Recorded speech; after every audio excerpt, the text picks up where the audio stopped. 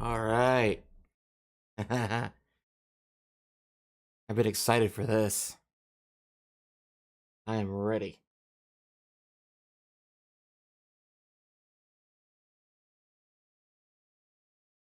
I am so ready.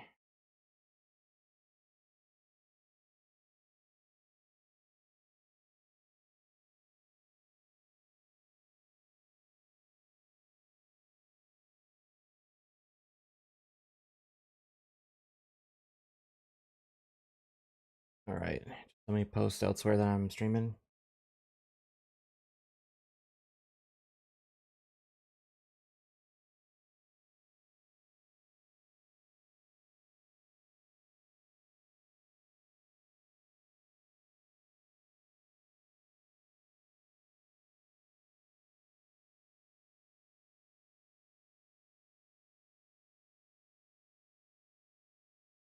There we go.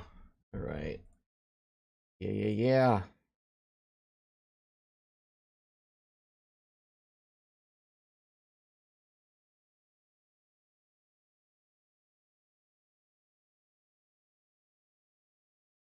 How we doing today?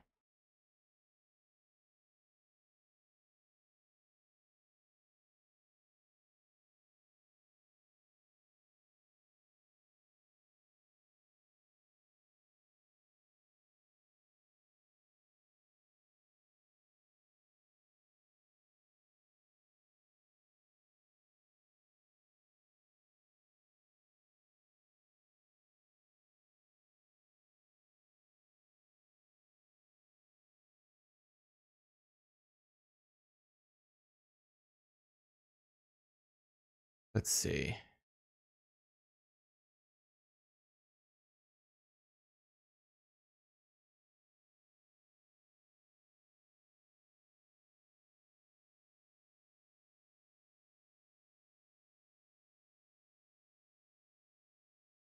Who do we got in chat today?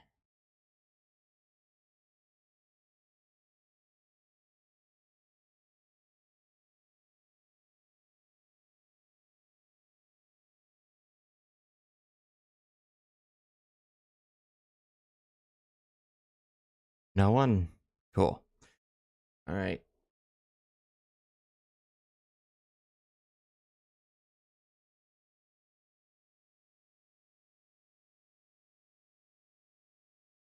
Whoa. Hey, Parsley.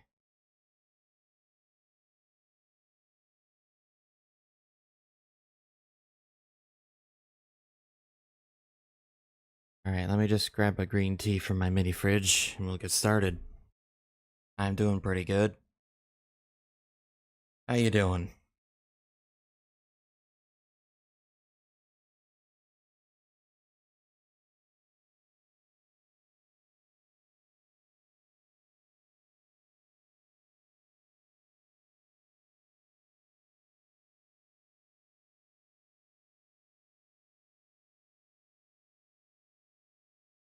All right. I had to pet one of my cats. They always trill when I stand up, so I gotta pet the ball.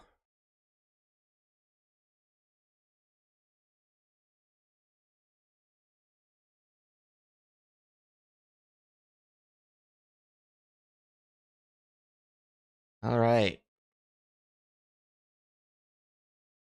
This dropped just before I was about to head to work, so I couldn't watch it all. So I didn't watch it at all. So, I've been looking forward to watching this video for a while. I took off my usual screen shenanigans. Now it's just me and chat scrolling in the background. That's about it. Alright, let's get to watching this video. I don't want to wait anymore.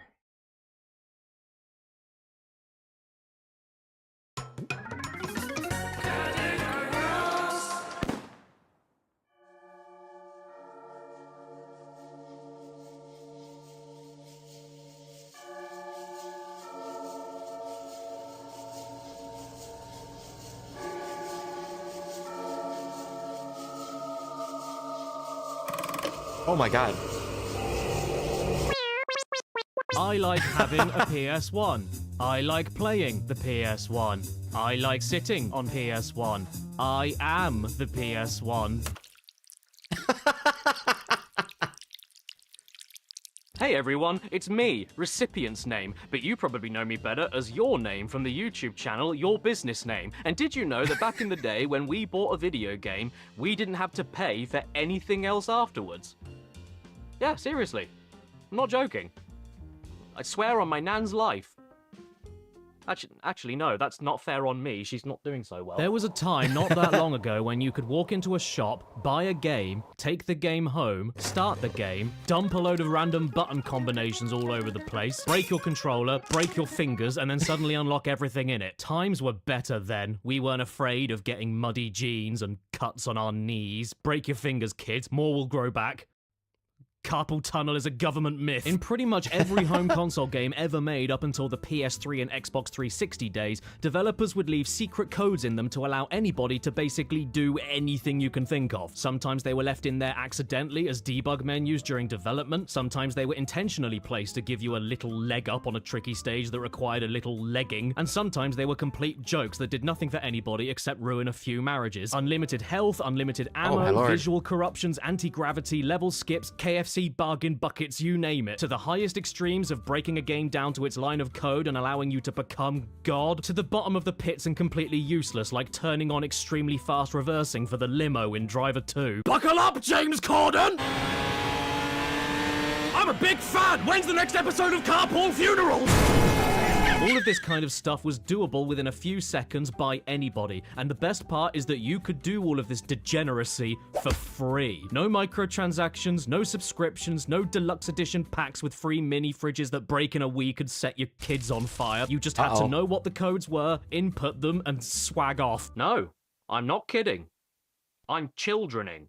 But even though that is technically true, I'm sure you can see the problem that will arise from this. A problem bigger than my face. And that is that unless you know what these free top secret codes were, how are you ever supposed to know what buttons you're going to input into your PS1 controller? Well, by spending money. Okay, so for the majority of us, it wasn't completely free, but come on, getting an entire book full of them as a free gift with a cheap unofficial copy of a cheap unofficial PS1 magazine was more than a fair enough trade-off if you ask me. So today I felt like a little Jimmy around and wanted to stress test this beauty that I've had in my collection ever since the year 2001, back when I was 7 years old. Planet presents the ultimate A to Z of PlayStat. We're not talking about those elaborate guidebooks or walkthroughs including every single secret for you to play through and respect the developer's intent. We're talking hard, filthy, game-breaking, unfair, rock-stiff, alcoholic cheats. Yeah, in fairness, I did have to buy a magazine back in the day when I got this book, and apparently, on its own, the book is worth £4.99, which is £9.24 in today's money. But even with that being said, the hours of fun I've had from this book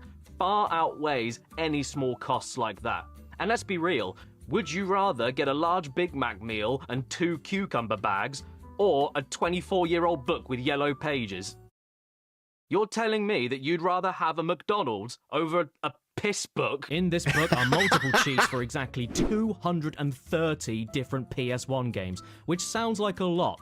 So prepare to tell me that I'm great, because in this video I will be knocking off every single game they mention in one form or another. And ironically, not one of them has Buzz Lightyear in it. What's he doing here then? Why is he the front cover? Why is his name on backwards? What's wrong with you, Zub? There's a lot of games to get through and a lot of ways to break them that don't involve using a hammer. So let's stop johnnying around, grab our DualShocks, slot in our Lara Croft torso-shaped memory cards, and have a good old cheat.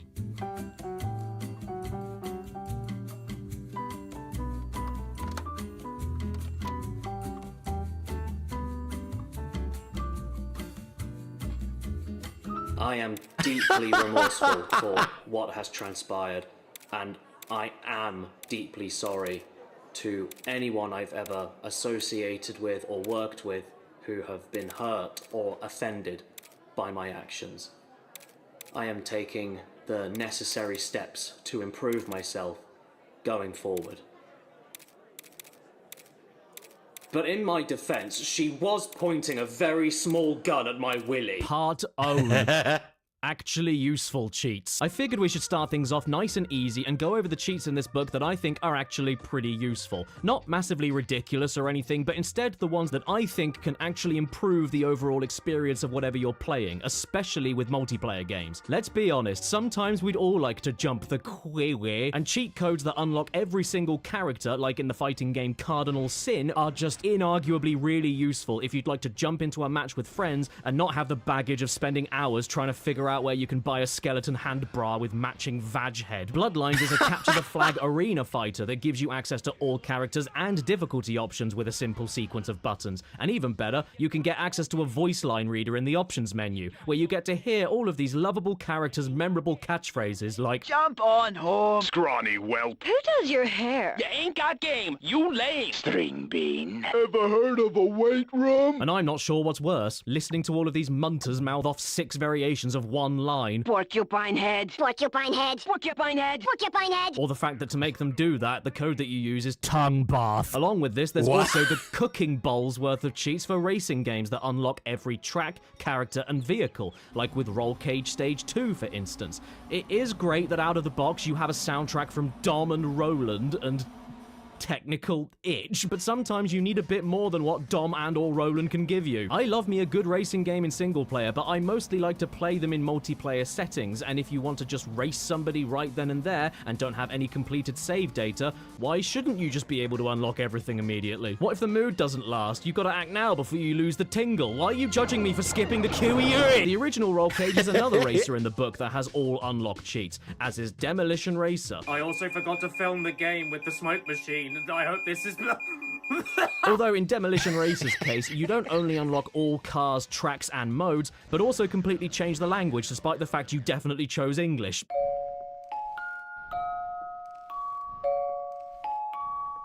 It's my volume, son. There are also unlock everything cheats for Muppet Race Mania, Ford Racing, Looney Tunes Racing, and Micromaniacs. Do any of you know about this freak of nature? It was named after all of the visitors to this page on the Cleveland Clinic. The game is made by the same people behind Micro Machines and is basically exactly the same game, except the machines are gone and all you're left with are the micros, including this man here that's so upset with what he's got to work with that he's eating his own face.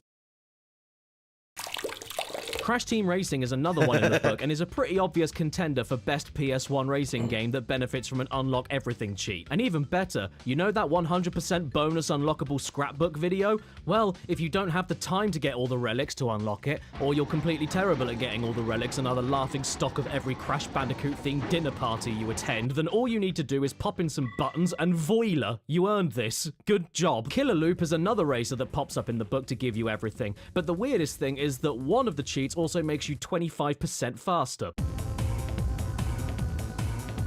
I mean, what do you expect? And how about those kinds of games that give you a sandbox to play in, but then limit you with not enough munt? Well, luckily enough for you, in Theme Park World, and even Civilization 2, you can use cheats from the book that give you loads of money, right in it, man, dem. With cheats like this, you don't even need to worry about playing properly. Who plays theme park games in order to test their managerial budgeting? I want unlimited cash by using the code nickname Bovine, not using a code to call myself my full legal name, Medium Rare, and then holding 3 buttons down to receive $10 million every few seconds. Oh no, Medium Rare has cheated. Quick, somebody tell his wife. Burnt. And with my unlimited funds, I created Turn Back Now Land, a theme park that is nothing but a burger van, an ice cream shop, a row of giant super spinning rides, and one single wooden outhouse toilet hidden behind the ice cream shop, blocked off by a vast expanse of water and one dead tree. And if you think you might be sick or can't hold in your number 2 anymore, don't worry. You can ask for help from one of the 4 animal mascots, gated behind a fence that nobody can get to. Through your bad park planning, one of the little people has got completely stuck. Bitch, that was the point! Similarly to the racing games we just mentioned, you can also get unlock everything cheats for sports games. Once again, perfect for instant multiplayer mashups without needing to do any work, like with Championship Motocross featuring Ricky Carmichael. Shouldn't he be called Ricky Bike Michael? And in that game, you don't just get access to everything straight away, you can even activate our first of many big head modes that you'll see in this video with the cheat code Gross Teat. Ooh, I love big head mode.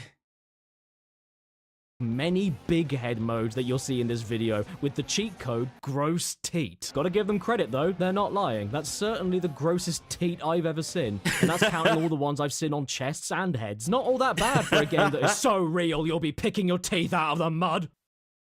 But that's ridiculous. By the way, yes, you will be seeing a lot of big head cheats in the rest of this video, just like with this game, All-Star Tennis 99, starring him who isn't named, and the Wimbledon champion of 1998 who isn't named. But at least we know who took the photo. Speaking of, I've got a joke about this.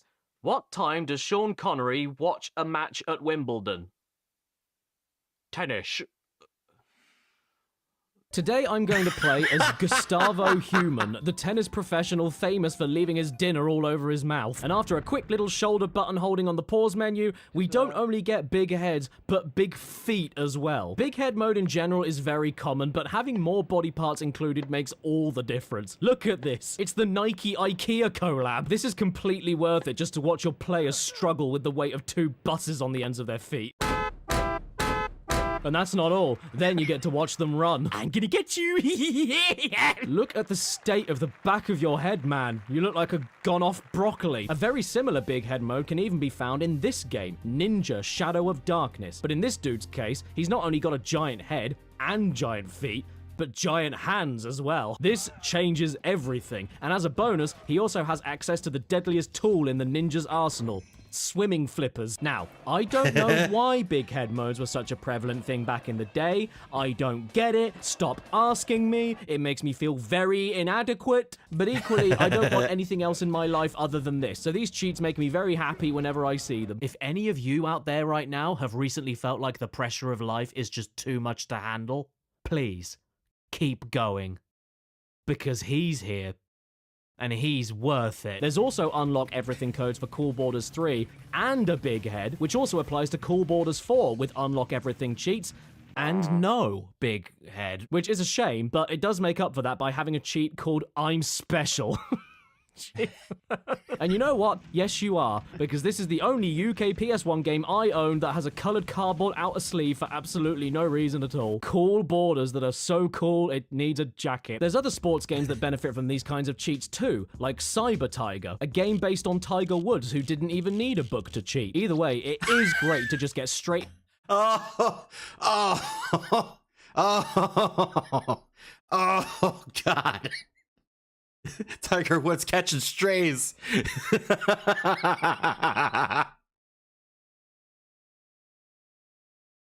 Holy shit, Caddy.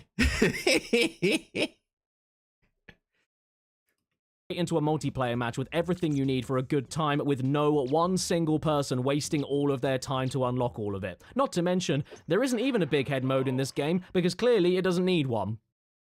This picture gave me sepsis, but the absolute best example for me personally is with Everybody's Golf 2, where you not only unlock all of the courses and characters, but of those characters, you get to play as Sir Dan from Medieval, Sweet Tooth from Twisted Metal so that you can finally live in a society, and the best of the lot, Gex the Gecko. Playing golf as Gex and Sir Dan makes all of this worth it to me though. Who thought of including this, and can I have their address so I can send them a big snog? Go on, Dan, swinging a sword, swinging a golf club, it's all the same. It's in the trap. Oh no, god damn it, what the hell are we gonna do? Oh, come on. That was weak. Oh dear, no, he's in bits! How is it that Sir Dan only lost one eye when he went to war and died, yet all of his arms and legs fall off because he hit one shot over par on a golf course? Dan, speak to me!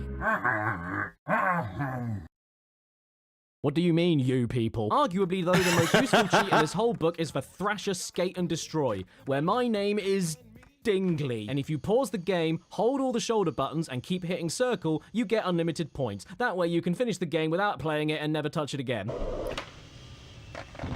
Either way, though, yeah, whether you want to unlock everything in Big Air, including the snowboard named Steve, or unlock everything in Cyber Tiger, including your own joints, these useful cheats are the ones for you. Spare a penny for polio. Part 2. Part 2. Did I forget to edit Part 2?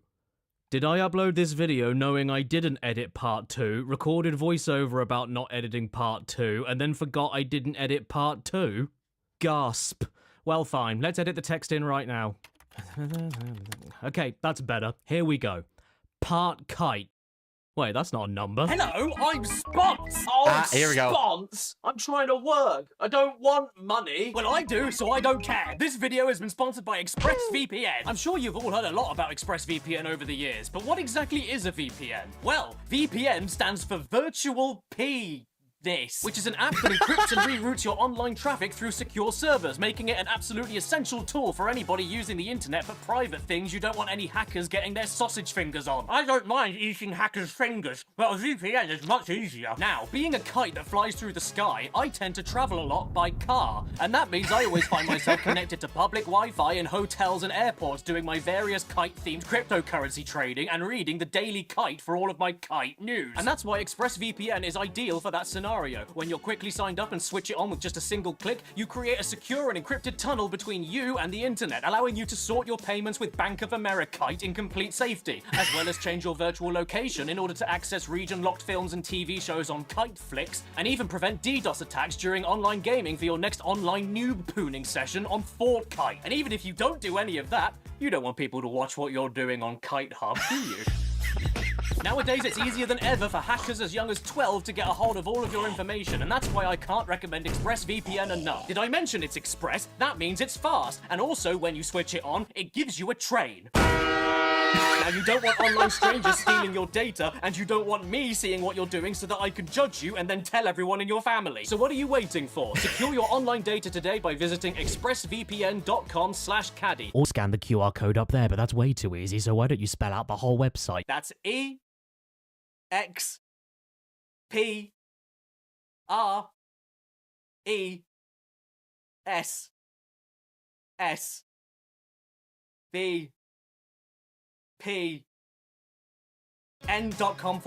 No, not /. And you can find out how to get up to 4 extra months of this brilliant service for free. Once again, that's expressvpn.com/caddy. Yes, we heard you the first time. Now, please die. Sorry, I can't. Part Swan. Leggy cheats. These are the cheats that don't give you everything you'd ever want on a plate, but exist to, you know, just give you a leg. Everybody loves a leg. You mean like me? No leg, it's just a metaphor. Oh, really? What's a metaphor? A metaphor is not a leg. Oh, my mistake. Goodbye.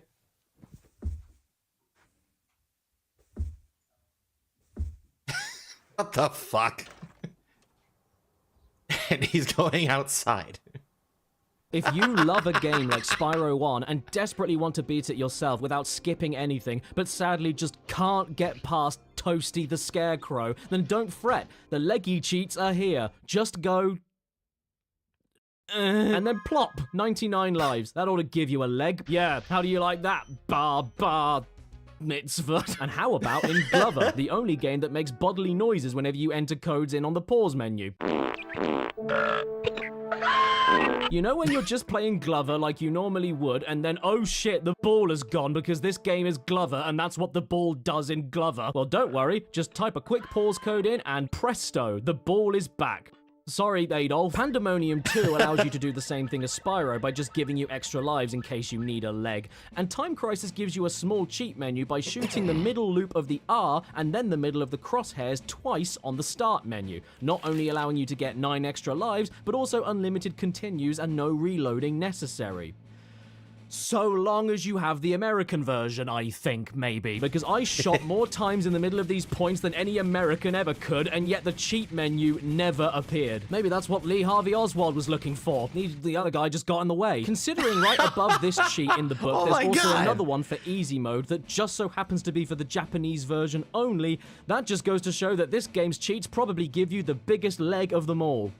Up your ass. Cooler World, a hidden gem 3D puzzle game. It doesn't give you extra lives or whatever else because the game is over when your score falls below 0. So instead, you can just keep adding 30,000 to your point score to allow you to keep on going solving the puzzles. And if that isn't enough for you, you can activate invincibility, which I know sounds more game-breaking than just a little bit helpful, but all it does is stop your ball from being popped by spikes. As far as solving the trippy perspective flipping 3D labyrinths go, it's still not easy even with invincibility. Look, this is a game about you physically altering gravity. I won't blame you for activating any of these cheats. You've even got to flip gravity around to read the manual. This game doesn't like you. Bollocks to it. Not only that, there's even a cheat for Cooler World that lies to you. Oh, a power pill sounds great, doesn't it? And all I have to do to get one is right circle, L2 circle, R1 circle, square circle all over the carpet. Well, this is what the power pill does to you. And while you're at it, activate motion blur on the bonus levels as well. Oh. This reminds me of the time I was 16, walking through the park at night, and someone came up to me and asked, "Would you like Mandy?" And I said, "Who's that?" The original Legacy of Kain, Blood Omen, has a pretty straightforward couple of cheats that don't even require a pause to do. And then, as if by magic, you've got full magic. You might want to upgrade your magic first, though. And even a full blood refill as a last resort, just in case you needed it, without going too over the top with powerful cheats. But maybe it's not extra health that you need for a little leg. How about this code in... Oh, that's not a code. That's my real leg. Oof, how embarrassing. Oof, how did that clip get in here? How about this code in Ape Escape that gives you the ability to collect 99 explosive rounds for your slingshot, the most useful ammo in the game for knocking out dangerous monkeys from a distance? Well, with a quick pause, a button combination, and then you can then get 99 explosive rounds. Well, I mean, you have to collect the remaining 90 yourself. It doesn't just give you the ammo straight away, it makes your wallet bigger. But look, I can prove it works because usually you're only... Oh, wait. Hold on. Distance. Well, with a quick pause, a button combination, and then you can then get 99... Well, with a quick pause, a button combination, and then you can then get 99 explosive rounds. Well, I mean, you have to collect the remaining 90 yourself. It doesn't just give you the ammo straight away, it makes your wallet bigger. But look, I can prove it works because usually you're only allowed 9, and I have 11, which means I can get another 88 whenever I want. Well, it's the only cheat for the game in here, so that's all you're getting. Shut up. How about in the original and first Worms? You can get yourself a little leg up against the last surviving 2 members of the Beatles by unlocking banana bombs and exploding sheep right then and there without going too overpowered. And I have always wanted to throw an exploding banana at Ringo Starr. What has happened to me? Have you ever heard of the Paul is dead theory? Well, it's true. And it was like exploding sheep. And you can even do something similar in Resident Evil Director's Cut. Exploding sheep and bananas. I mean the idea of still actually playing the game properly, but just getting a foot up instead of complete invincibility for Chris. Even though I'd like to treat him to that because... Chris is our old partner, you know. If you'd like to get double of every item you pick up, just hold right on the D-pad for a while on the skill select screen, wait for a nice green, and there you go. Double items and a little driving lesson. This is the ultimate definition of a leg as well, because even though you can get double of every item you pick up, to reap those benefits, you still need to play at the hardest difficulty, not the easiest, so you're not completely unstoppable, even though my disc does like to stop. Hey, what's going on?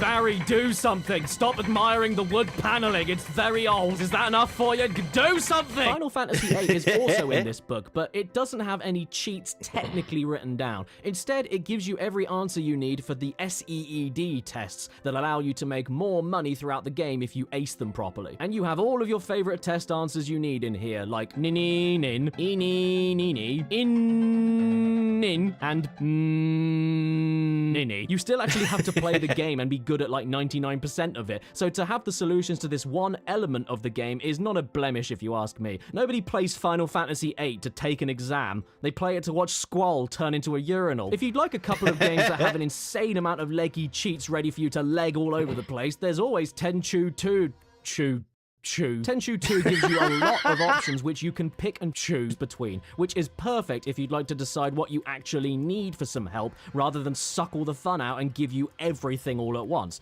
You can have access to a full map with a very easy code on the map screen, as well as a few easy codes on the item screen and pause menu giving you all available items, or adding one extra of all the items you currently have, or even just restoring your health to full. Healing. Warcraft 2 is very similar in that sense as well. Go to the password screen and then pick and choose between more gold, oil and timber, all spells and full mana, more building options available at the very beginning, fast building, fast wood chopping, access to a complete map, and also lose level.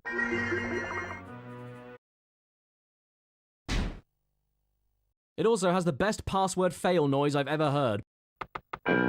Sounds like my nose. For another RTS game example, if you could even call it that, there's SimCity 2000, where the literal only cheat in this book to give your leg a little rub is by allowing you to take any bonds you want at 0% interest for my lovely city of Hernyard, which doesn't sound like a big deal, but it's insanely helpful and still allows you to play the game enough to an extent where you don't need to feel bad about expanding your housing bubble until only millionaires can live in it. Okay. I just need to make one thing clear. This is a really long poll. And when you start going down the rabbit hole of retro video game cheats, it can get very overwhelming, and people can accuse you of being a bad G-word, which is why I decided to... Caddy, are you cheating? Oh no! It's the bull, fox, bear, pig, cow, deer, dog, wolf, rat! How did you find me? Oh, he's gone. Part the third. Why even bother, you swine cheats? Look, I do get that you're likely looking at a cheat book either because A, you're struggling, B, you're a girl who just wants to have fun, or C, you suck. But these cheats available for the following list of games I honestly just don't get any personal enjoyment from. They give you too much power that doesn't feel like an earned reward or anything. Just immediately having everything at once doesn't do much for me. It's that moment after you pick up and hold your newborn for the first time. It's like, what do you do with it now? We're talking about the super cheats. Now, I'm not an anti-cheat guy whatsoever. Far from it. Cheating is fantastic. Just ask Lance Armstrong, Dream, or Dave Grohl. But as good as these God mode cheats are, and how much... Oh, why'd you have to remind me about Dave Grohl? Why? I completely forgot. Caddy, why?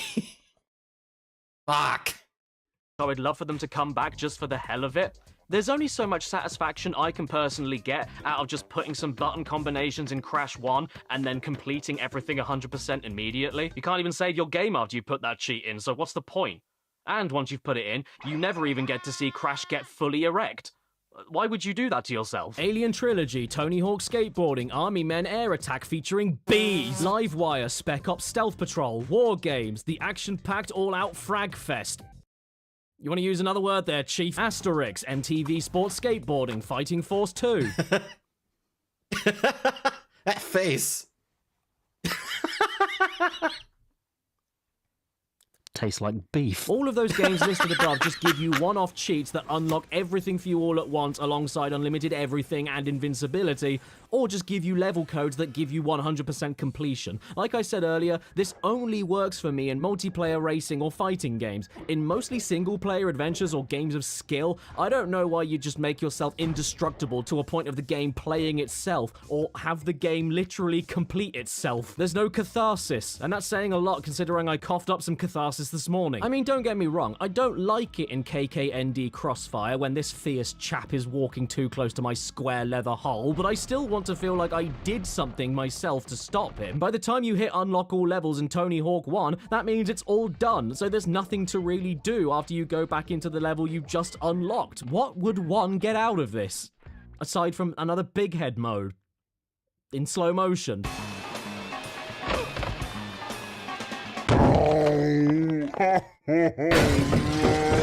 In Siphon Filter, the book gives you a cheat for all weapons, and one-hit kill. Why bother running around town with a grenade launcher when you can just as easily spit on everyone with one shot of a potato gun? And as for Bubble Bobble, also featuring Rainbow Islands, first of all, its title is so long that the trademark symbol nearly overlaps the serial number, and secondly, the super cheat mode is so broken that they even give you a shame code to send you back to the previous level.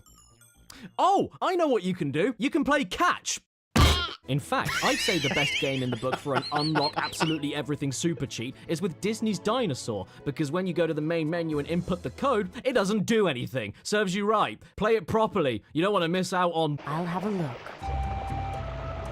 Hey, donkey. Oh. That's not to say that I don't like any super cheat. I forgot to turn on the throw items. Hold on. I have to turn that on real quick. Boop. Let me just look for that real fast and turn that on so people can throw things. Oh, just fuck off.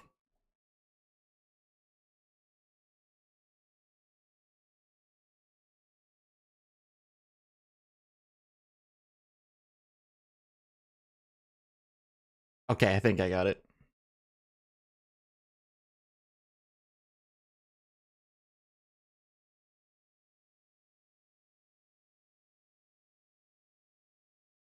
Yep, got it. Okay.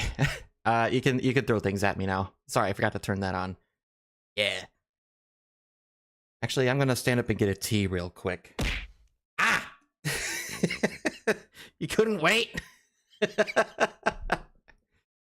Give me a sec.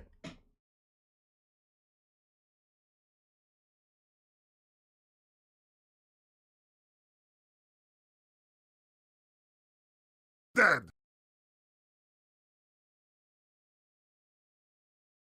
Alright, there we go. The benefits of having a mini fridge. Man, we're 28 minutes in and we got 3 hours of video. Let's go. I'm locked in for this. I can't wait. Cheats, though, far from it. They can have their uses, such as in Oddworld Abe's Exodus, where you can jump to any stage you'd like, but more importantly, you don't have to do that, and instead can use the supercode in order to watch all of the FMV that the game has. The exact same goes for Ghost in the Shell, too, and even Warhammer Dark Omen, the sequel to the ever-popular and highly praised Warhammer Shadow of the Horned Rat. Oh my god!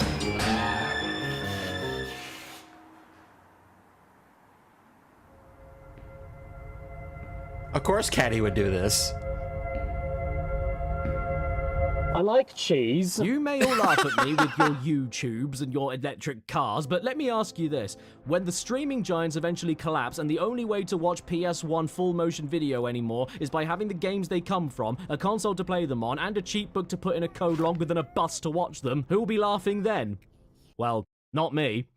Because when I see this again, I'll end up offing myself. Ultimately, though, with these kinds of cheats, they can get a bit too bloated to a point of just not being fun anymore. What's the point of unlocking everything in Freestyle Scooter so that you never actually need to play it? Don't you want to unlock the levels yourself and catch some fat air? No, that's very insensitive. He prefers to be called Chubby Air. What is a major piss-off to Chubby me, though, air. is that there are over 24 games in this book with super cheats that can be abused, no doubt, but at the very least split their super god powers up into separate cheats so that you don't need to have absolutely everything if you don't want it, or just want to skip the current level you're on, or even pick the level you'd like to unlock up to instead of just having it all for yourself on a platter of fish and fish. Death Trap Dungeon, Blade, Global Domination, Urban Chaos made by Mucky Foot, Colony Wars Vengeance, Colony Wars Red Sun, Army Men Sarge's Heroes featuring Sarge, Riff, Hoover, Shrap, Thick, and Very Small Real Woman. Army Men Sarge's Heroes 2, featuring all the gang, but someone is missing. I know where. In his mouth. And I know what you're thinking. Caddy, Slay Queen, Yas. I know that this is a sequel that has to move along with the times, and there is a woman in it now, which is very progressive, but why is everybody still the same color? Well, don't be so judgmental, they have thought about that, and there's actually more representation on the back. See?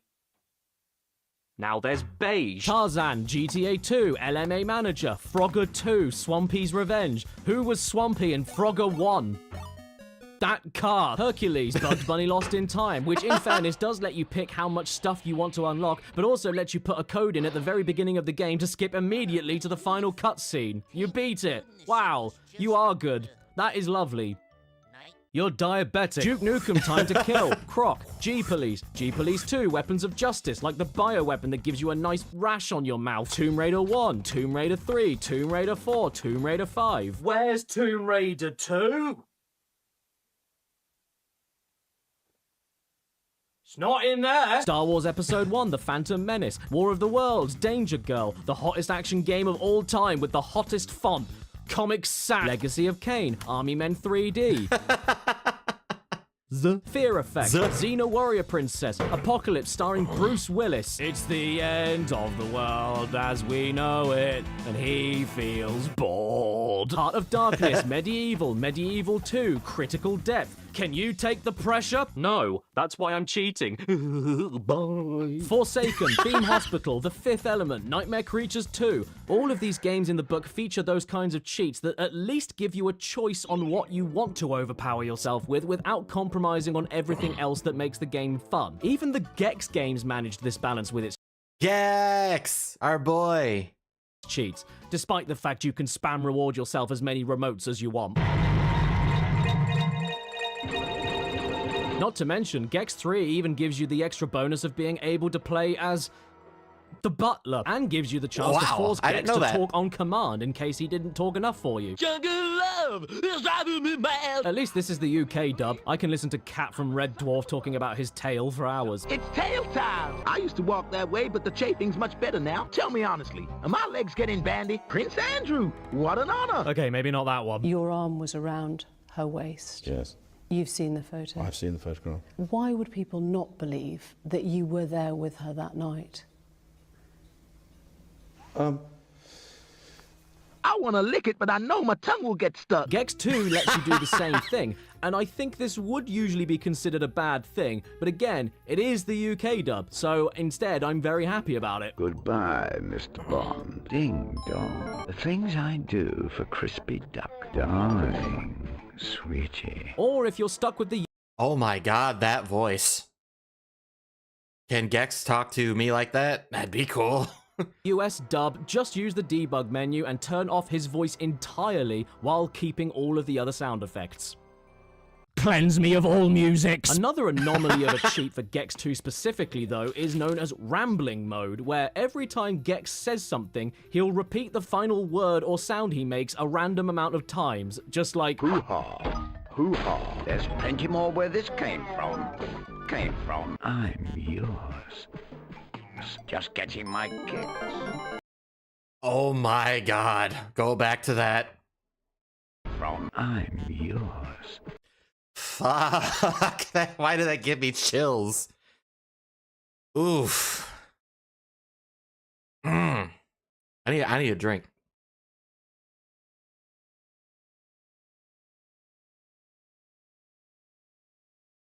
Ooh. My skin's feeling rigid. Just getting my kicks. And then there are my two favorite quotes. This one. I feel sick. And this one. Darling.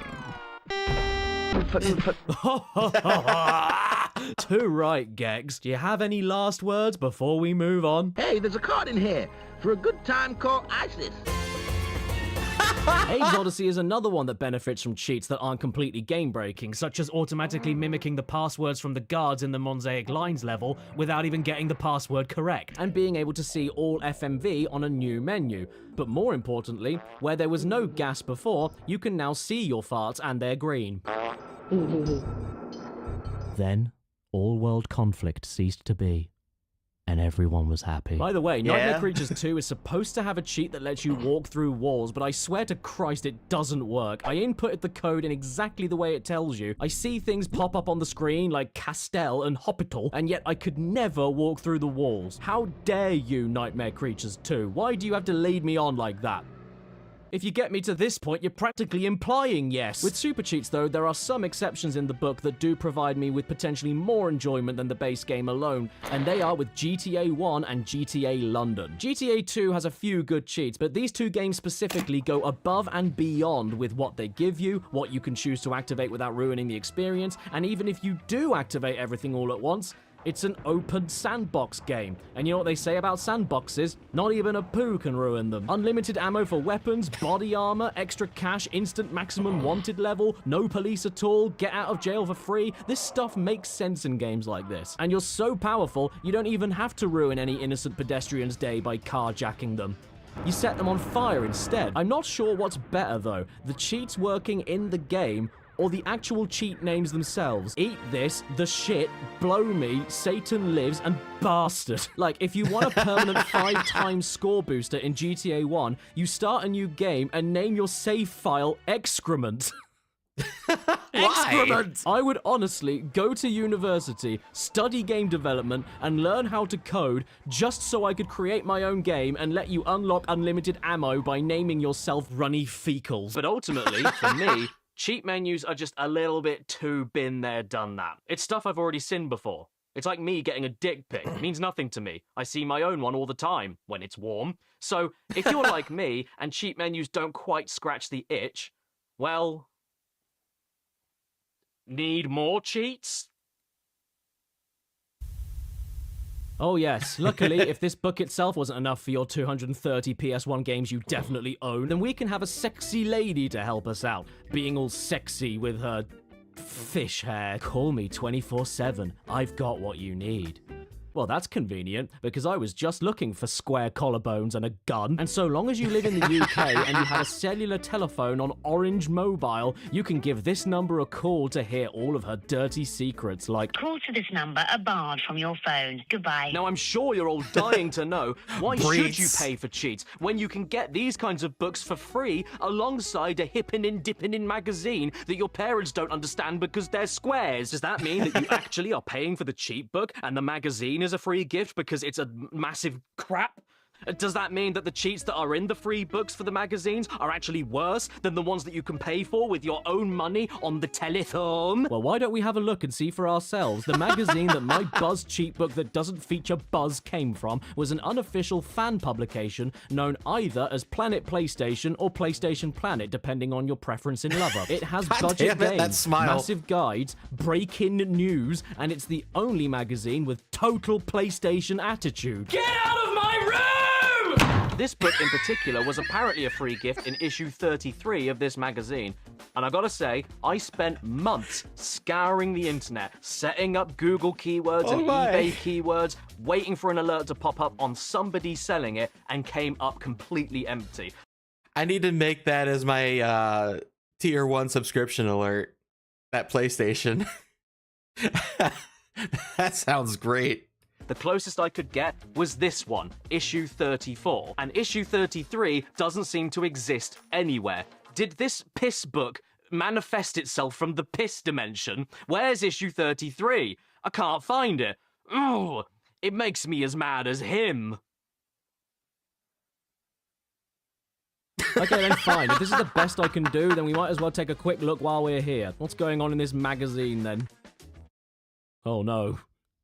I guess seeing all the toddlers in McDonald's pushed him over the edge. Unique logos and tones for your mobile that will make you go... Beware, this game is not for the faint-hearted. Ooh, thank goodness. I'm glad I'm not the only one scared of men standing alone in dark rooms looking at a... hen. Cardswap.com. Pokemon are a load of pants. I want Dragon Ball Z cards. Pants with a capital P. Matt Hoffman's Pro BMX. Bunny hops, wheelies, flares, and bar spins. It's gotta be Matt Hoffman. Hello, I'm Matt, spelled in the same way as the thing you wipe your shoes on. I'm very excited about my game. Please buy my game. You are a planet. Dude, wait, what's this? I can win my very own PS2 from GameStation? Sign me up. Oh, and while I'm here, can I also win GameStation? Hi, I'm Linda. I have legs.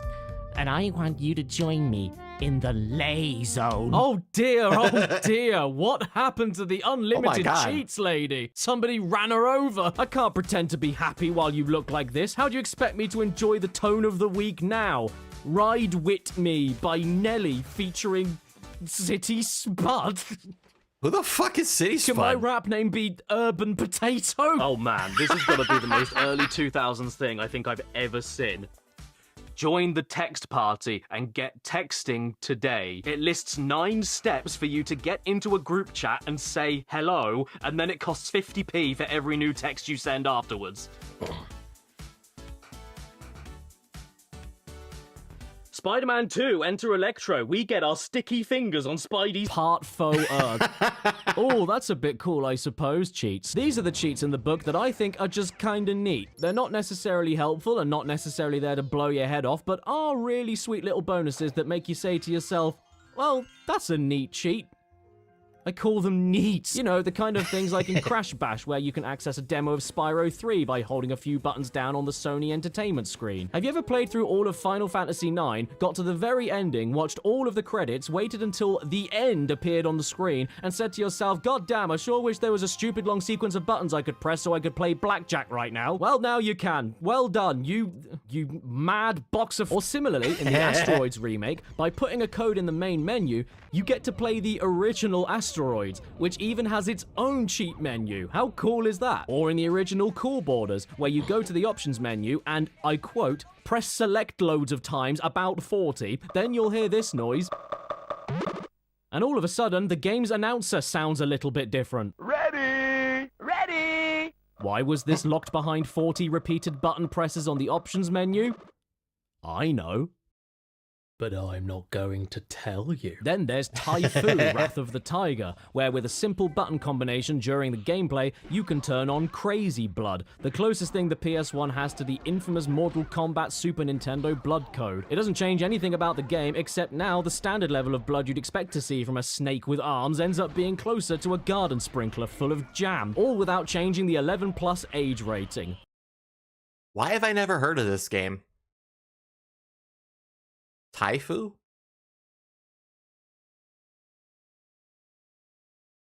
Why have I never heard of this game?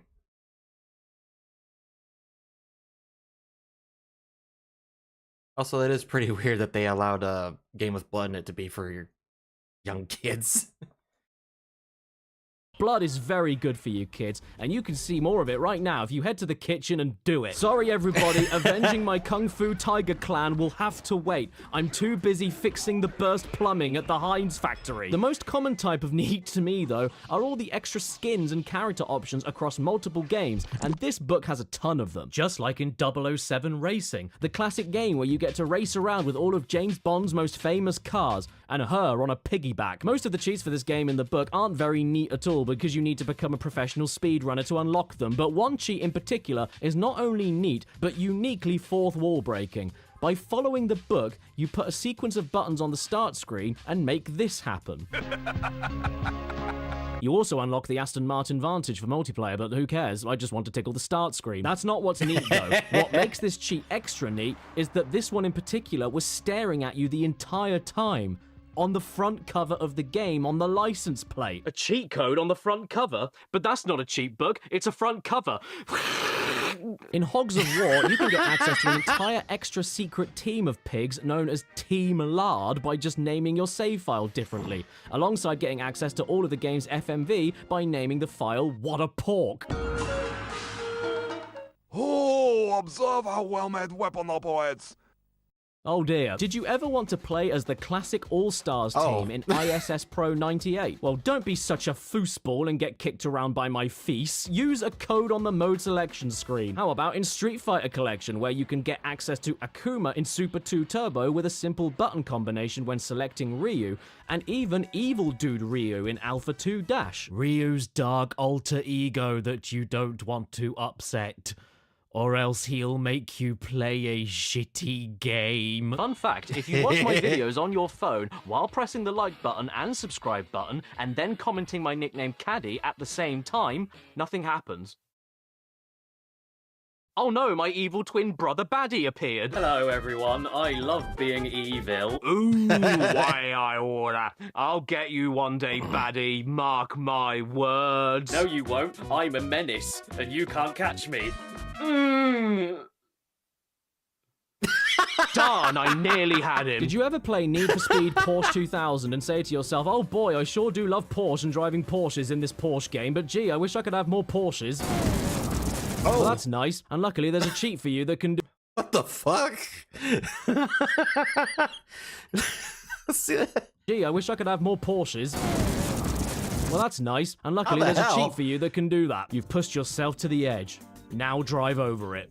That is awful advice. Did Richard Hammond write it? Dave Mirror Freestyle BMX is a game that I'm very good at because it doesn't slow down or lag and lets you land every trick without a sweat.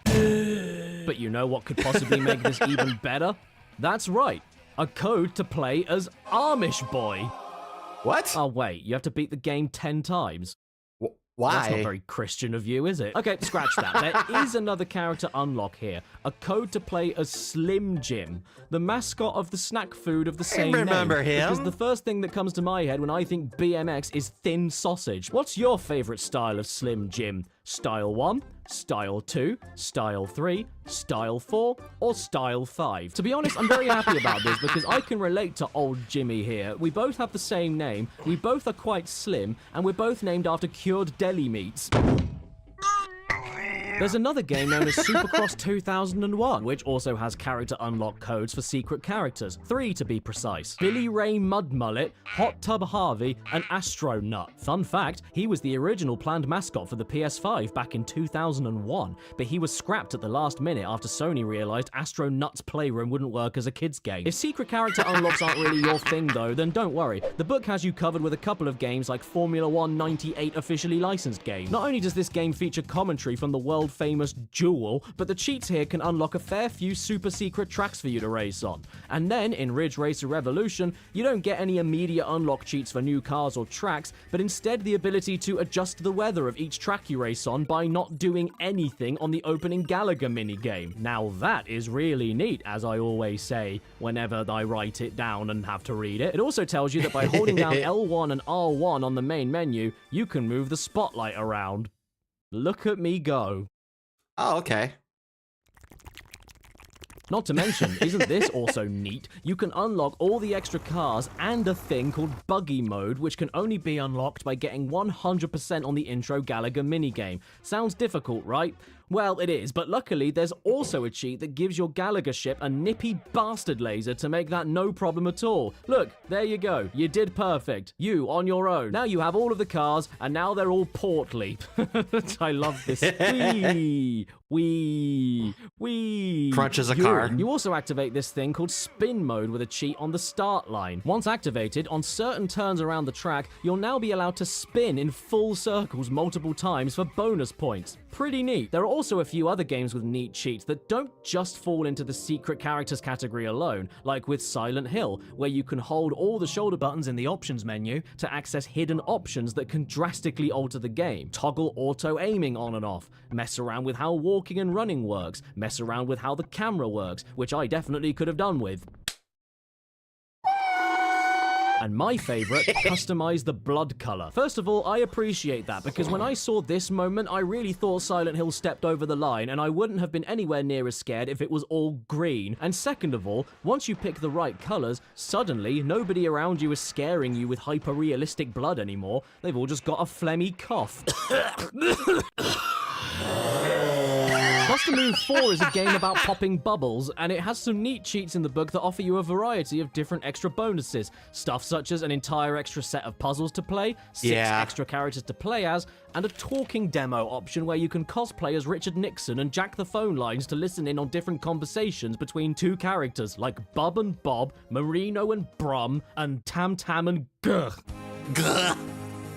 Hey Bob, have you found a rainbow bubble? Yes, you got it.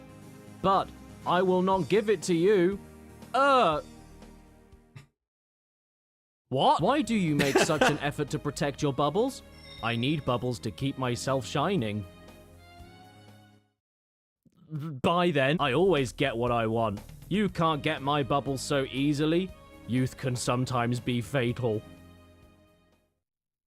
Sorry, kids, you're gonna die, I guess. Okay, so that was fun, but this is my favorite absolutely pointless bonus I've ever seen in a video game. A tarot card reading mode, where a new selection opens up for you in the options menu that will reach out to your soul from the TV to describe you and your love life. This is gonna be good. Wait, but I'm not Jewish. How did it do that? 1. Past.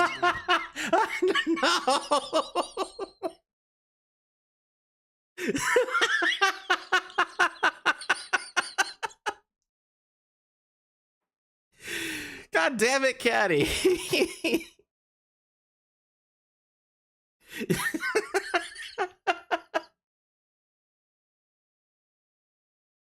Oh.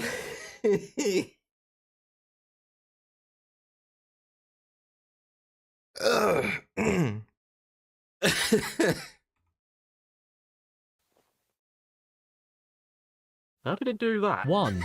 Past. You were going to win his or her heart. You had no regret about your chase of ideal love. Confidence helped your love. This is very accurate. Okay, good start. 2. Present. It cannot be helped. The ending of the love is approaching. Oh. But this means the beginning of a new love. Don't turn around. Okay, fine. Not the best outcome, but not a complete washout. And thanks for the advice. Death upright. What, like a horse? 3. Near future. There will be a time to make a decision to build up a good relationship between you and him or her. Nothing will seem to be a hardship. No need to hesitate. Happiness will lie in front of you. Okay, good to know. I'm writing it down. Leave my fiance, leave my stepkids, my love will flourish and everything will get easier. 4. Goal or purpose. However hard you worked, you could not gain his or her love. Hang on, wait, what? Perhaps you hadn't made enough efforts, or maybe you were not willing to. No, but you said that I wouldn't have any hardships. How can I work hard when there's no work? 5. As others see you, you could not gain love because you did only common things. All right, okay. Hold on a moment, Jacob Rees-Mogg. What are you trying to say? You must not have admitted yourself as a loser before you fought. This is the worst dating profile I've ever made. 6. As you see yourself, you were anxious about the unreliable love and had lost concentration on love. Yeah, can you blame me? 7. Outcome. Oh Christ, how is this all gonna end? Incredibly, things were getting better. The great power of fortune led you to happiness.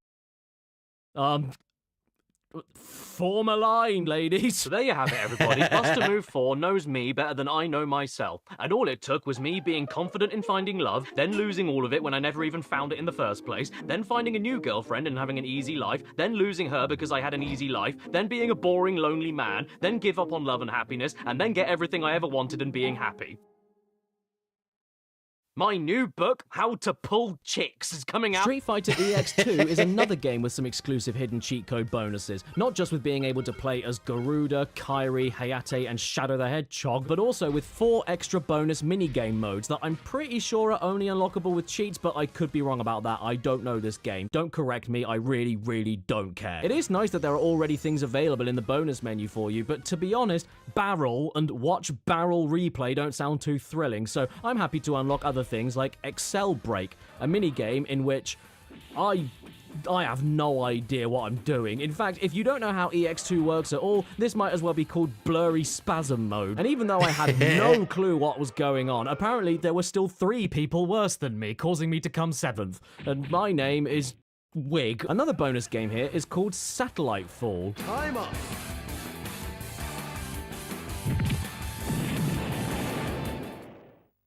I can't do it. And God, did I try. Lord, how I tried. And I got so close to winning, but I wasn't quite good enough. And unfortunately, the entire world broke in half. Oops. It's okay, though, because even though the world ended, I still came 5th. And my name is... Bag. Well, hey, in my defense, if I'm a Street Fighter, then I think I won, because all of the streets lost. The third minigame is called Versus Bison 2, and I'm gonna pick Bison for it, so I can't possibly lose.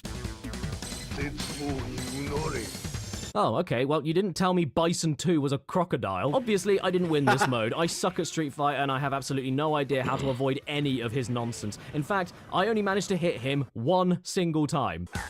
Yeah, right in the nads. The bonus minigame I was most excited for, though, was Maniac mode. I thought to myself, goodness, what could this possibly all be about? It sounds hilarious. And for such an amazing sounding mode, I have to pick someone with an amazing sounding name. So I went with Area. I'm sad to report, though, that this mode isn't anything that mental. It's just one of those combo activation challenge modes. And again, since I'm absolutely useless at this game, I couldn't get past the first combo challenge, even though I did know how to activate the first move, Great Cancer. Caddy. Blame the game, not me.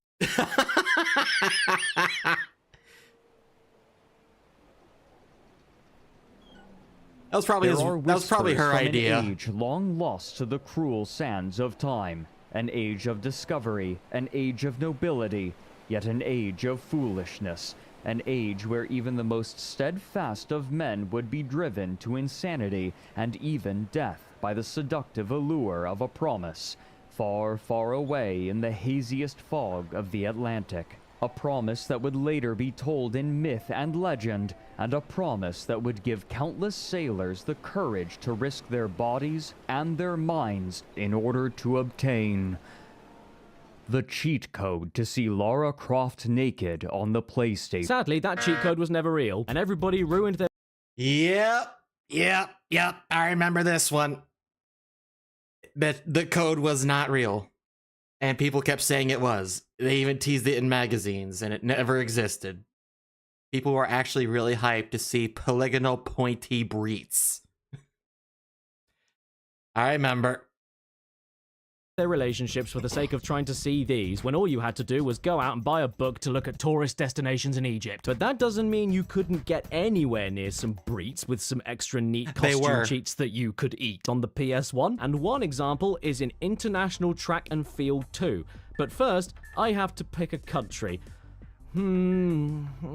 French. My name is Bonjour, and what you have to do here is highlight the sport that you want, enter a button sequence, and then your competitor gets a new costume for that event, like a superhero costume displaying all the colors of France. Then the event begins, he doesn't try at all, comes in last place, flies away, and still qualifies. A typical day for the French. But hang on a second, this is just silly, not a horn. Well, don't worry, because the exact same code works across most of the other sports, and particularly in the swimming events, where you can get all of the women stripped down to another regular piece of swimwear. Well, in fairness, you can see a lot more skin than you would otherwise, and those outfits do not leave anything up to the imagination. Look at the hip bones on her. You could cut a steak with them. And how about this lady's arms? Is she a woman or an aeroplane?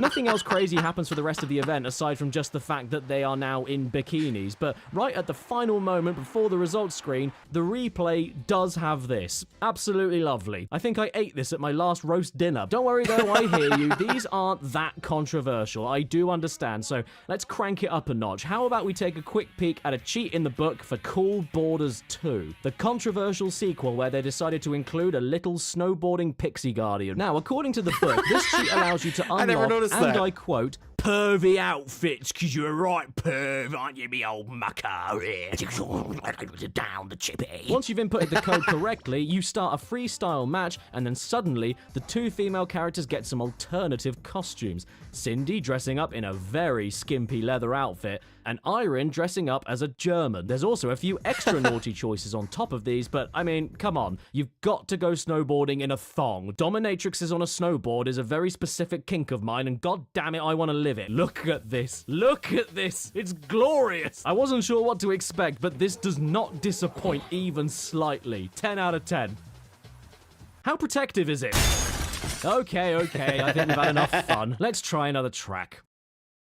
Is the game watching me? For the final example of this in the book, we have this game here, named after my favorite shop down the street, Lemon's 24 Hours. If you would like to feel a little bit better about yourself after you fail a race, then you're in luck, because by naming yourself Jackpot, whenever you see the try again screen, there'll be a right woof standing on the side, doing an impression of a skateboard ramp. This is great, isn't it? What a tame and stupid thing to just not have in your game to begin with. And the fact that you have to name yourself Jackpot makes it all the funnier. Yeah, man, I hit the jackpot today. When I was playing PlayStation, I got to see a picture of a woman standing away from me. Get it? Let's finish this section off with one final game in the book full of neat cheats for alternate costumes and voice clips that aren't all sticky, and that is in the cult classic Marvel Superheroes, the game that got the glowing review, "Nothing can prepare for the explosion that is Marvel Superheroes," from the well-known professional review company, A Game Fan. If you'd like to play as Thanos in this game, no worries. In a few seconds and a little button combination on the character select screen, now you can. And you don't even need to pay $4.99 for him. Oh no, wait. Who turned on the smooth jazz? No, turn it off! Turn it off now! You know how much Thanos likes show tunes? He can't control himself if he hears lounge music. If you don't switch it off, he won't be able to stop himself clicking along with the trumpets!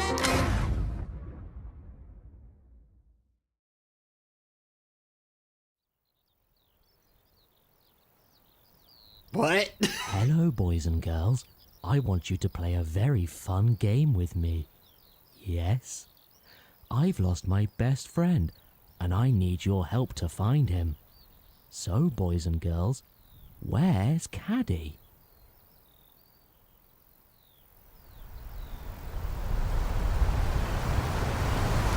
He's home, so why don't we move on to... Oh, thank God! The post is here! I haven't seen you in ages. Have you been delivering a lot of letters? Why did that get me? Delivery, what is it?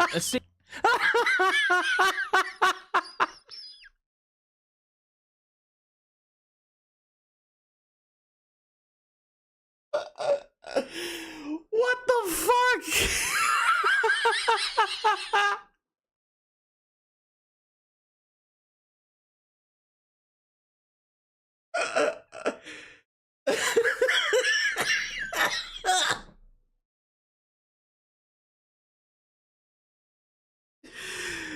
Oh no.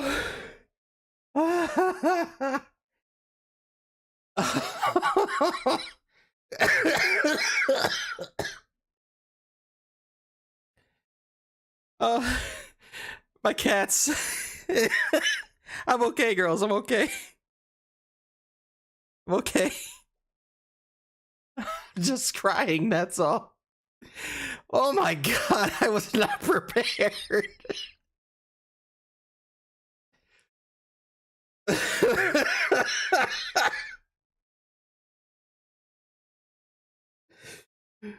Oh.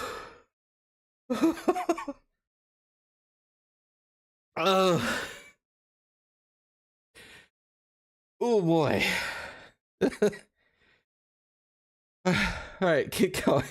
CD that you put in your PlayStation and then use it to activate even more cheats across even more games. Oh god. From the makers of Explorer, Exploder. That's a stupid name. What? Does that mean that when you play the game in the console, it explodes? Yes. I have two of these discs from the Exploder company. The first one, Pocket Power Station Exploder Cheat CD, and its sequel, Pocket Power Station Exploder Cheat CD. I know these aren't cheat books and don't give you codes, but I don't know when I'm ever going to look at these things ever again. And these particular discs I have actually come for free in another magazine, much like my precious little piss book. So as far as I'm concerned, it still fits the theme of free cheats. And if you disagree, then you're a peed. These are really cool little snippets of console game history, because similar to something like Game Genie on the old Nintendos, these discs don't just give you a list of button combinations or anything. They're actual software that interacts with the game titles programmed into it by adding lines of code to change how the gameplay variables operate. You activate the cheats you want to use for the listed game, hit go, and then while the PS1's internal console memory suspends the cheat commands, you take out the cheat disc, swap it with the actual game disc you chose to cheat on, and then as if by magic, you suddenly have 23 million credits in Gran Turismo 2 before you even have a driving license, and the Sunday Cup Racing Trophy is already yours. I'm not even braking around the corners. I am crashing on purpose. I'm just that rich that it doesn't matter. By the way, I decided to take a look and see how much it would cost me to actually buy 23 million credits in Gran Turismo 7 on PS5. Oh, okay. It's not that much, actually. It's only £183. Just over $200.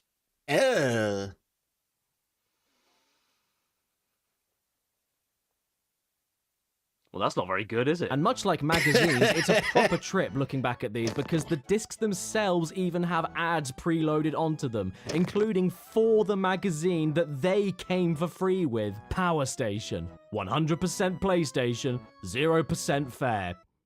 Well, why would I buy it then? And that's not all. There's also an ad for Gear magazine, for all of your monthly gear news and gear gossip. Didn't you hear? Gear is the magazine that takes no shit. No, you're right. It takes WD-40. Lots of the cheats on these discs are for games we've already found in the book, and some are for games that'll be in the book later on in this video. But a surprising amount of them are for games not in the book. Oh, like good game. Digimon World. Digimon, digital monsters, Digimon have the flosses.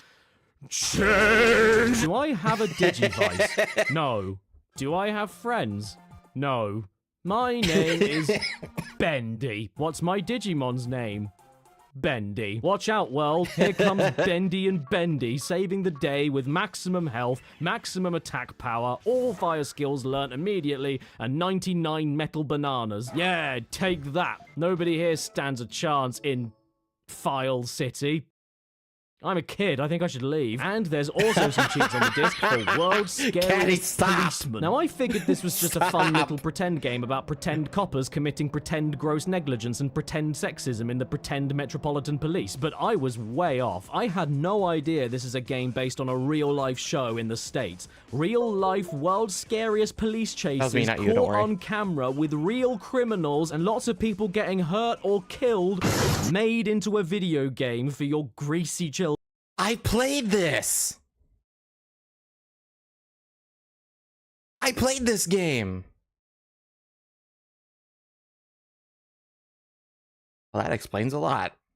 It seems a little insensitive to me, but I gotta say, I am really looking forward to the Jeffrey Dahmer video game from the team that made Manhunt. Even without cheats, I love this game. I don't even get the point. You just drive around being a policeman, point your finger at the next unsuspecting car who is now suddenly a criminal, and then stop him! He's resisting arrest! We have no choice! We must kill you now! After you do enough damage to the unwilling suspect and smash up half the city you're trying to protect, you then just leave the burned husk of a car behind on the road. Well done, Rozzers. Don't worry about the collateral damage. You put a very dangerous man in the ground today. He committed the terrible crime of being a car. Look, there is clearly a lot of corruption in the deep state of World's Scariest Police chases, so it's lucky that we have a cheat from this disc that allows us to have unlimited ammo. Brilliant. Why didn't anybody think of this before? Now all of our police problems are solved. It's weird though, because these discs could often provide you with even more ways to cheat in a game that normal button combination cheats from a book could never compete with. And yet, as far as I could tell from the Gone! I remember him! He was a cheap piece of shit. Like Dr. Boskanovich. Discs that I have, none of these cheats appear to go anywhere near silly or ridiculous. They're mostly just stripping the code down and overriding it so that you can do the mundane, like completely freezing a timer in a character selection screen, or the complete other end and turn you into a rampaging invincible god with a space jump that makes you say ugh every 2/3 of a second. I wouldn't describe these disc cheats as cheats in the traditional sense, and more like hacks, since they don't appear to be built into the game at all, ready to be unlocked by you. As far as I'm aware, there's no way to access the unlimited Gatling gun in Resident Evil 3 at the start of the game with traditional cheats. But with this disc, now you can, and have access to all of the maps and files so that you can read all of the puzzle clues for the end of the game and not be able to do anything about it. I miss Quake 2. Oh no, this game has explicit violence and gore? No, it doesn't. But it does now. More blood mode. I love this, but there should definitely be an additional content warning if you turn this hack on. This game contains scenes of explicit bolognese. But yeah, don't expect the outlandish and silly stuff like that all of the time. It's very uncommon. Like I said, these are more just completely game-breaking. The stuff that means that you never need to worry about playing the game properly anymore so that you can sit back and enjoy the computer graphics movie. Have you ever wanted to give Lara Croft unlimited air underwater, or manually adjust the firing rate of her pistol so she turns into a big-boobed sentry turret? Or give her an unlimited ammo rapid-fire revolver? Dude, you can even give Snake unlimited air in Metal Gear Solid. He's not Solid Snake anymore. He's Flaccid Fish. Oh.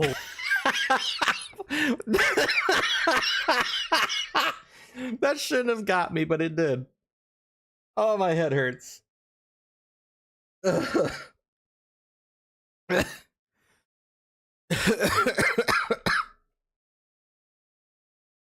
You should stream Quake 2. Oh, I wouldn't mind. I love that game. Flaccid Fish. I'll never look at Solid Snake the same way again. Oh no, unlimited ammo and every gun too? The genome soldiers have highly developed senses of hearing and vision due to their gene therapy. Make sure you don't let them see you. Okay. What was that noise? There is just one problem with hacking Metal Gear Solid though. It completely breaks.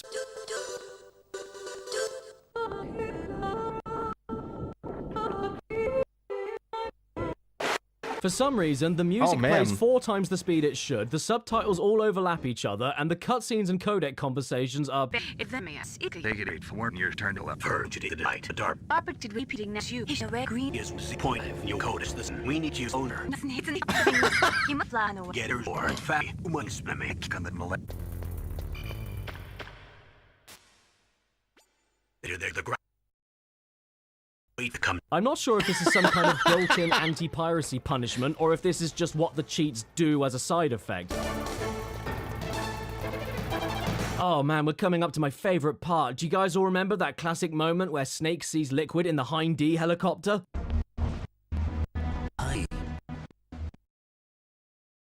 Uh-oh.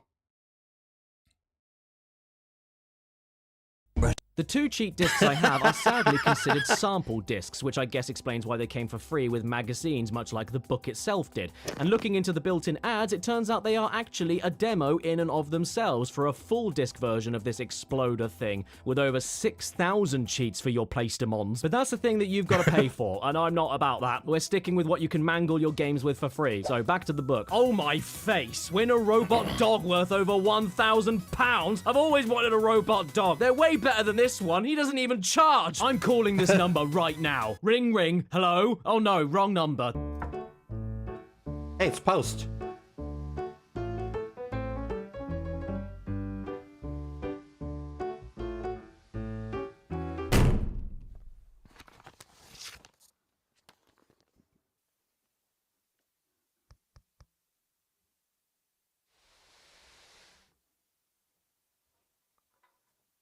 That was a postman Pat. What's this? What the Total fuck, dude? PS1 attitude. Yeah. Just like this man. He's oozing it. Giant cheats poster. What do you mean? It's tiny. What? Holy shit.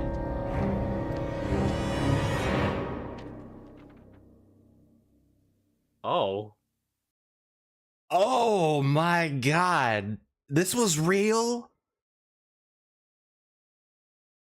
The words are so tiny. Ah. These are cheats. I don't know what I was expecting, but even with the front cover telling me exactly what it was, didn't prepare me for the fear I now feel. What is this heap? Who asked for this? I want to know, because I will send it to your house with a packet of bird flu. I'm just... like, I'm speechless. This is the most useless thing I think I've ever seen. No, not just from video games, just everything, ever. Burn it! I love it. It's my new favourite thing in the world. Who asked for it? Oh no, I can't beat this level. What do I do? Oh, I know. I'll consult the wall. How does it sound for you to need a cheat right then and there, and then need to stand up in order to get it? How are you supposed to get the code you want and input it while playing the game without losing it, while looking back and forth between the game and the wall? And what if the cheat code that you want to use doesn't end up working? Should you keep trying again because you thought you input it wrong? Or is it a fake cheat?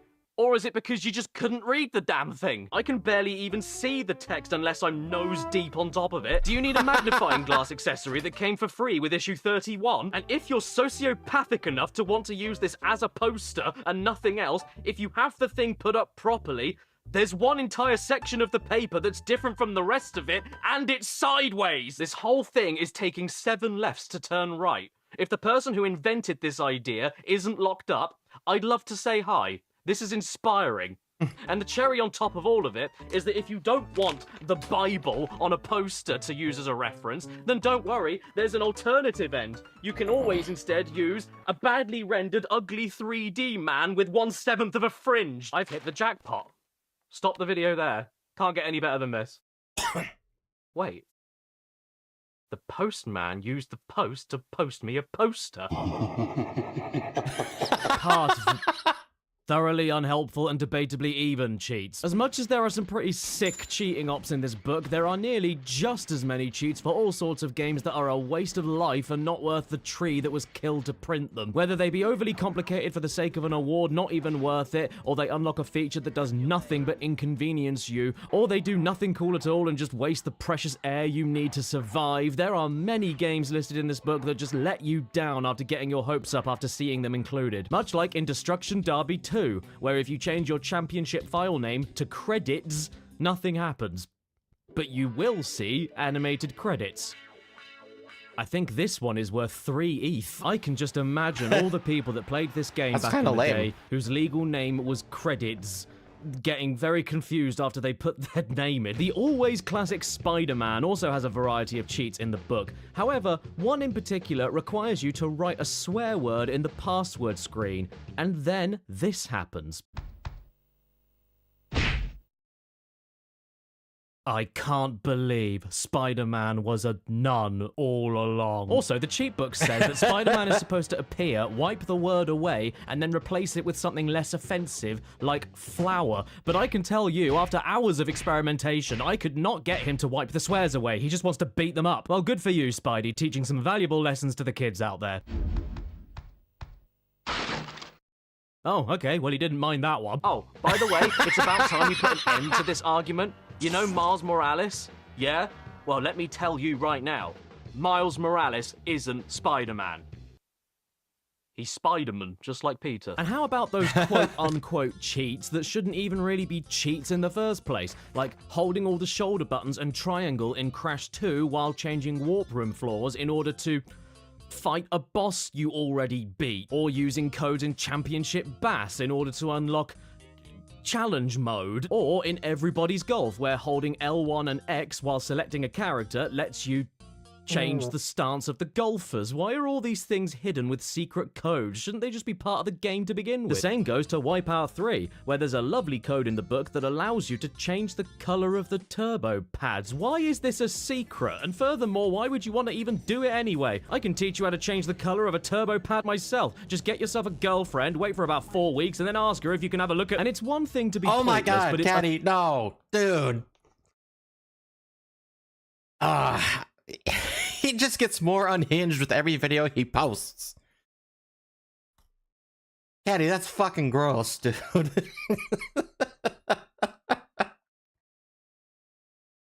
Yeah, we're here for it. Another thing to be thoroughly unhelpful, like in Star Wars Demolition, the game where you finally get to pilot all of the iconic Star Wars vehicles, like the Snowspeeder, the AT-ST, the Pod Racer, the Land Speeder, and Boba Fett. You know what you need in a game where you have low gravity ships to steer? Even less gravity.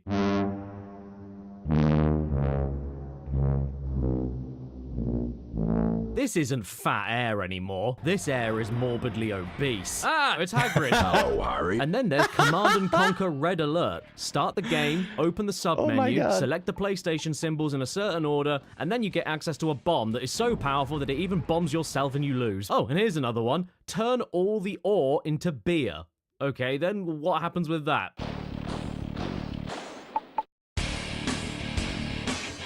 Well, I didn't know what else I was expecting. Those wacky Soviets and their drink. Hang on, wait, now the game is telling me not to drink. All right, Dad. I mean, what else can you even say? Everything is the same. Nothing has changed. There's just beer now.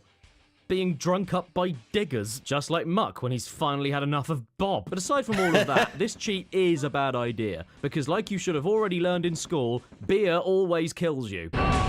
The follow-up game is also in this book, Command & Conquer Retaliation, named as such because the Soviets lost the previous game after all that beer, so they got rid of it and tried attacking this time. And let's be real, who needs alcohol to win a war when you can change the name of your civilian building to Jonathan's house? Or how about Big Ern's?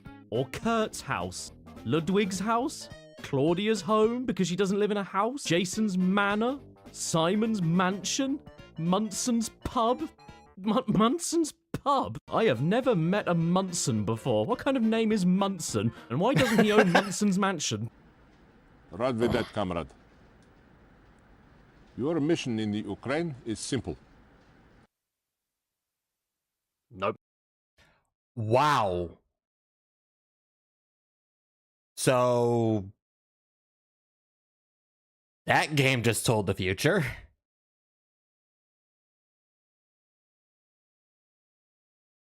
Wow. Okay. Didn't know that. Your mission in the Ukraine is simple.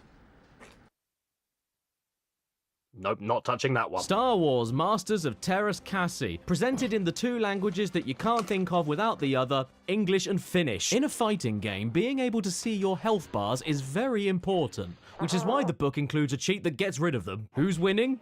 Who's losing? Well, I am for playing this. Who the hell knows? It's part of the fun. And while you're here, feel free to turn on big head mode, and suddenly you'll see your granddad in the 60s. Ugh, I'm bored of this. Moving on. Game abort. Oh. You'd be surprised. That game is an abortion. I played it before when I was a kid and I hated it then. The controls were fucking awful. I hated it. How many racing games have cheats that just do not help you? Take V-Rally 2 for instance. Was all of this shit a little bit too difficult for you? I wouldn't blame you for saying that, but don't worry, because you can always make things easier with the double speed cheat. Wrong way. Oh, thank you. I didn't notice. For God's sake, you're going so fast that the race begins before the countdown to the roll-up even ends. I've had enough of this. It's just too silly. Cars jump higher. Have you ever played an extreme sports game on the PS1 but desperately wished that the environment looked like a giant smear? Well, have no fear. Now I have no fear. For every cool unlockable bonus level you can get with cheats, like a volcano stage with skeletons, or a canyon level with aliens, who are indeed world-renowned for their love of mountain biking, there's also stuff like this. I love this, whatever this is. Look at it, it's a mess. It's like a skid mark after a Skittles milkshake. But if that's not quite your tempo, how about this? Red pill? Blue pill? Hillary? Bush, who cares? Take them both, and you'll wake up as a professional downhill mountain biker. You know what though? It's cool and everything, but it's still not enough for me. I want to see even less.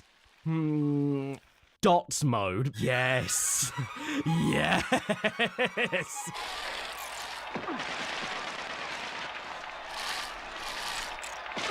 What the fuck? I thought I left all the bullies behind when I left school. Now I'm being bullied by a volcano. You know what, though? I'm fond of you, skeletons. Even in death, still cheering us on in the afterlife. I want to join you. Where's the anti-gravity cheat?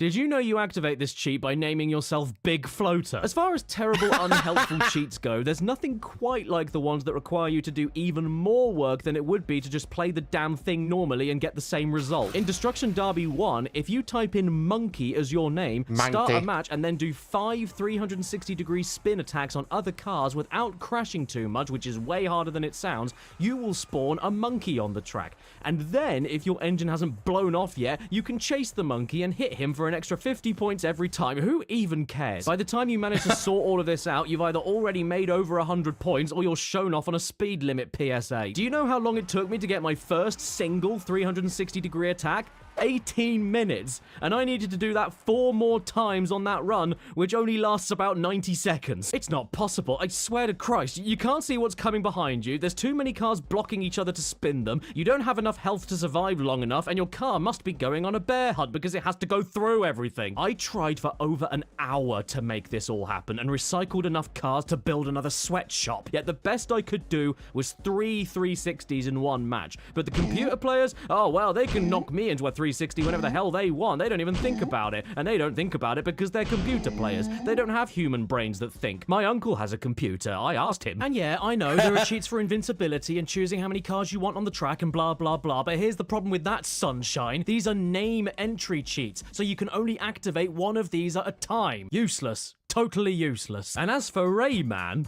well, Rayman's cheats in this book are just a cacophony of empty promises. First of all, Rayman is xenophobic against fairness, so you start off with a sigh of relief when you see the level unlock codes. But it's one of those cheats that unlocks literally everything, meaning there's no point playing any of the levels because there's nothing to collect, meaning that you can just go straight to the end of the game and win, making those codes completely worthless. After you're done crying, you then see an extra continues cheat. Oh good, if there's one thing Raymond definitely needs, it's extra continues to actually give you a fighting chance of finishing a single level, let alone the whole game. So then you start reading it, and it says, if you have 0, 1, or 2 continues left, when you are at the continue screen, press and release successively the following directions slowly, brackets 1 per second, while Raymond is staggering around. Up, down, right, left. You should get 10 continues.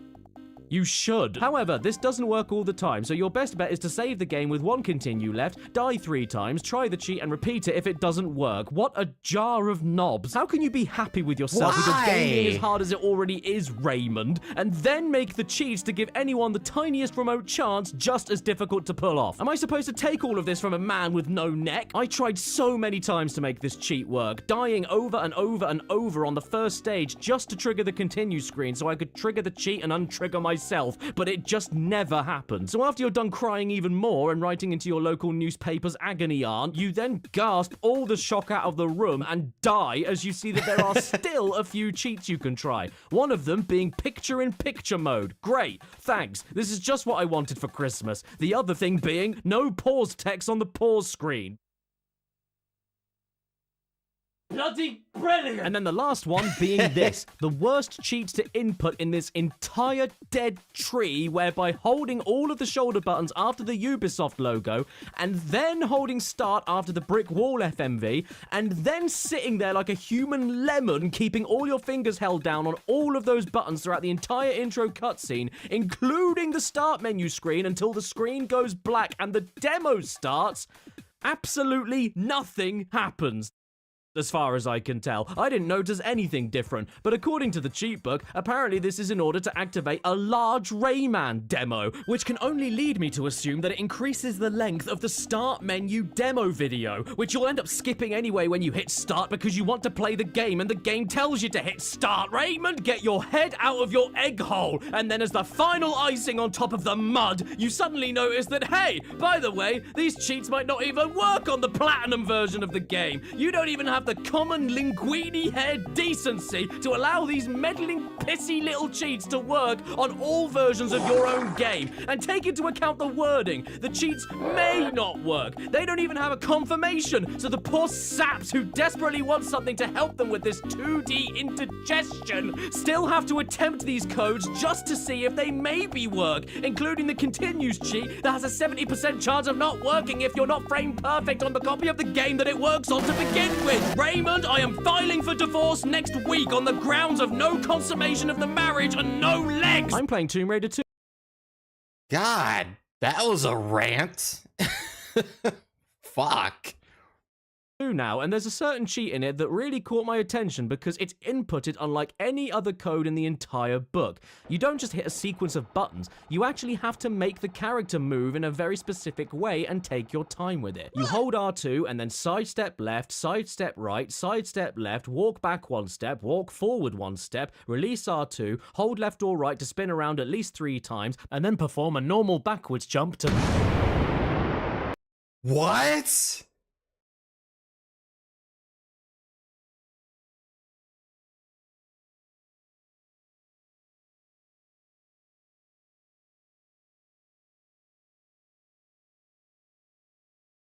What the fuck?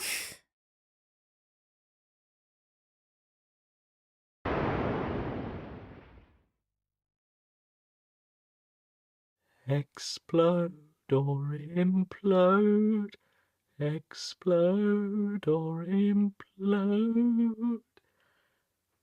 We will take care of it.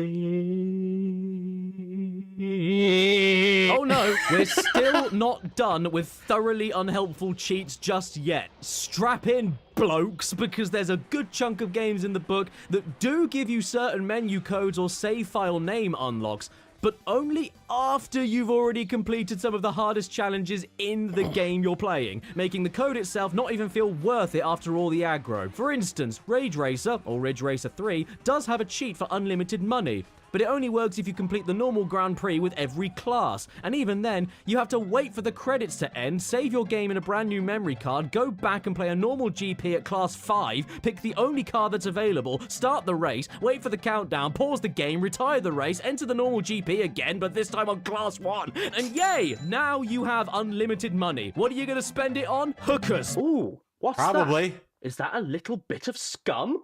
Oh no, it's you. Did you just say that that cheat in Rage Racer wasn't good enough for you? Well then, I have a cheat for you, and it can turn off the rear view mirror. And back on again. This is not in the basic controls or just a regular thing that you should be able to do. It's a cheat, and it's a cheat that makes you see less.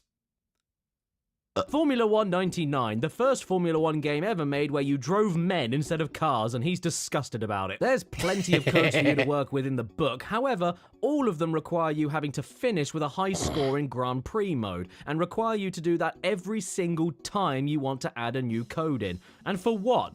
A night race? But I don't want to do that. That's bedtime. Sadly, this also applies to Tekken 2. There's no quick or easy way to unlock all of the characters in the game, but you need all of them in order to perform the cheats, which, by the way, are also pretty unhelpful, like a first-person mode. Oh god, no! Stop! What's sad, though, is that this also applies to the funnier cheats, like Sky Mode, where every uppercut sends your enemies to inspect the cornflakes in God's beard. And I couldn't even do it myself anyway, so I'm showing you footage from a robot. Or even the classic big head mode. What sadist locks a big head mode behind 100% completion? I haven't got time to complete the game. I've got things to do. I need it right now. I want to see Heihachi with gout. Hang on, wait, what's this? Bigger head mode. First enter the big head mode cheat. Hang on, does this add even more to the original big head mode?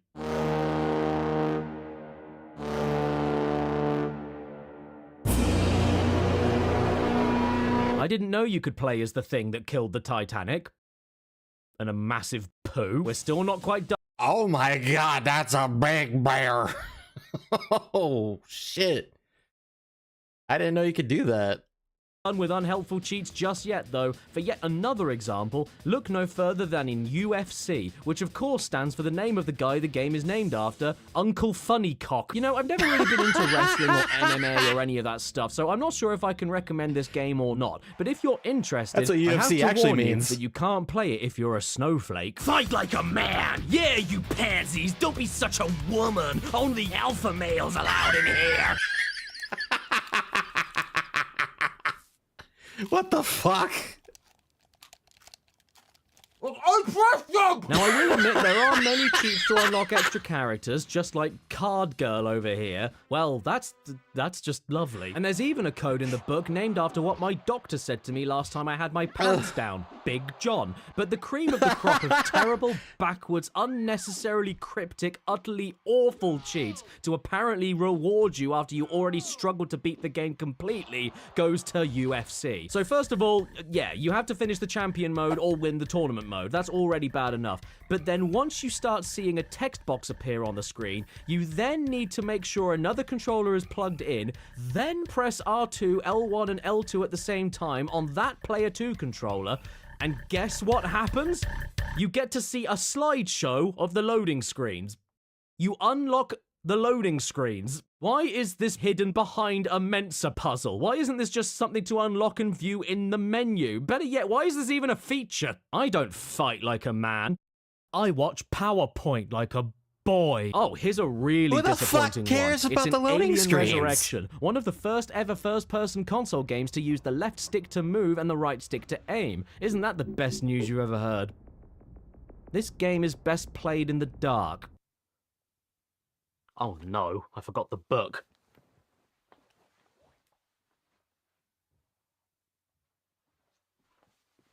Can't see it. Yes, this game does have all the standard boring but useful cheats like level select, infinite ammo, invincibility, no chest burster, but there's one particular cheat in this book that led me on and then let me down, and I've never been stood up by a book before, so it really hurt. There's a cheat written down here known as research mode, and when activated, you gain access to a screen with many light switches, and by turning some of them on and some of them off in different patterns, you can affect the way that all the enemies look and behave.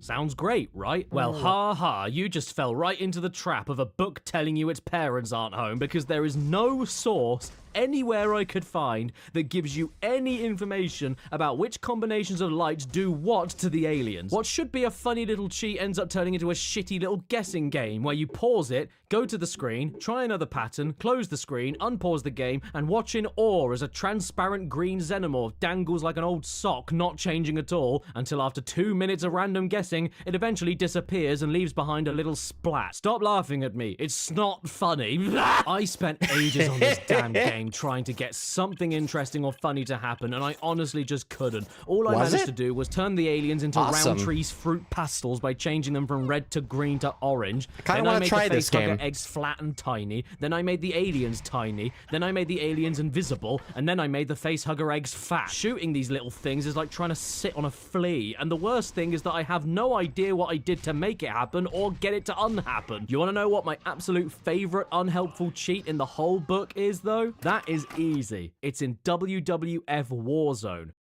Oh. I remember the cheats for this one. You guys are in for a treat. Watch this. The only wrestling game that strives for nothing else but realism. Yeah, alright. Okay, so, much like the other games that I just talked about, the book tells you with this game that you need to beat it multiple times with multiple characters in order to unlock everything, which you will be doing anyway, so thanks very much for that reading. But, once you've done all of that, there is one extra special hidden secret code that you can now use. You go to the elevator, press L1 and R1, and you get to see the cheats that you have. Yep. There is a cheat code in this game to see the cheats that you have. There's no codes to unlock those cheats. The only code in this book allows you to view the cheats that you got yourself by playing the game normally. I am going to eat my own head. Actually, no, I changed my mind. These are my favorite useless cheats. There are 2 games mentioned here. NASCAR 2001 and Buster Groove 2.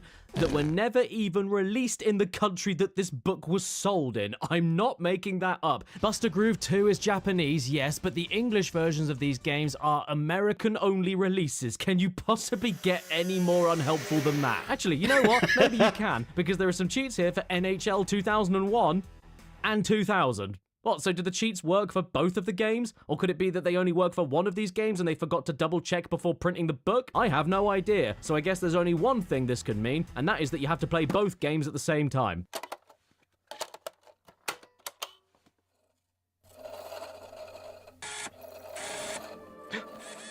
What's happening? What's going on with me? I feel so strange. Am I? Yes, I am. I am becoming hockey!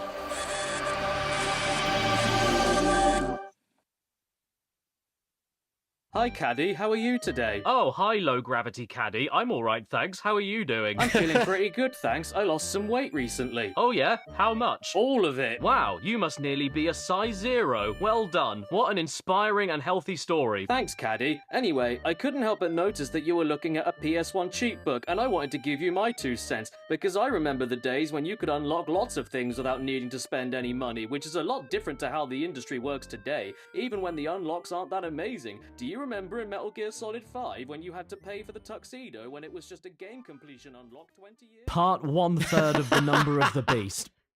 Not cheats. You know what these following cheats are not? Cheats. Oh no, I am so stuck on Crash 3, I can't get past Tiny Tiger. What? There's a cheat code for an instant Aku Aku hit point by hitting all the symbol buttons on the controller at once, and they got Aku Aku's name wrong? And I scanned a bit of old food on the page? Hell yes! Come on then, boogity me up. Wait, it's false? How could you do this to me, Bonus Bob?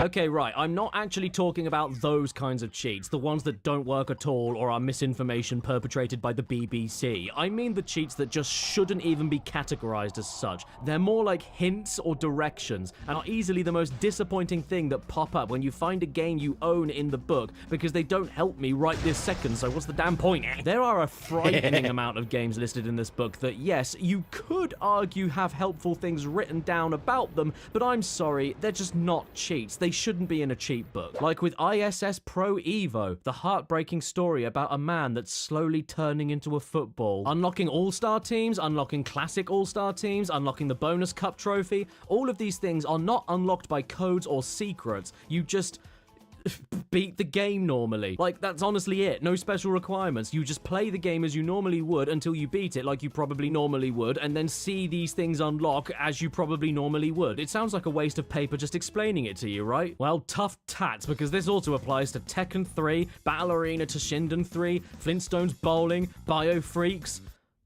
Yeah, you're not kidding. Bushido Blade, Walt Disney World Magical Racing Tour, Buster Groove, Kensei Sacred Fist. What are you doing, mate? Did the guy next to you just fart? Chicken Run, Dino Crisis 2, Jamalami, Ronaldo v Football.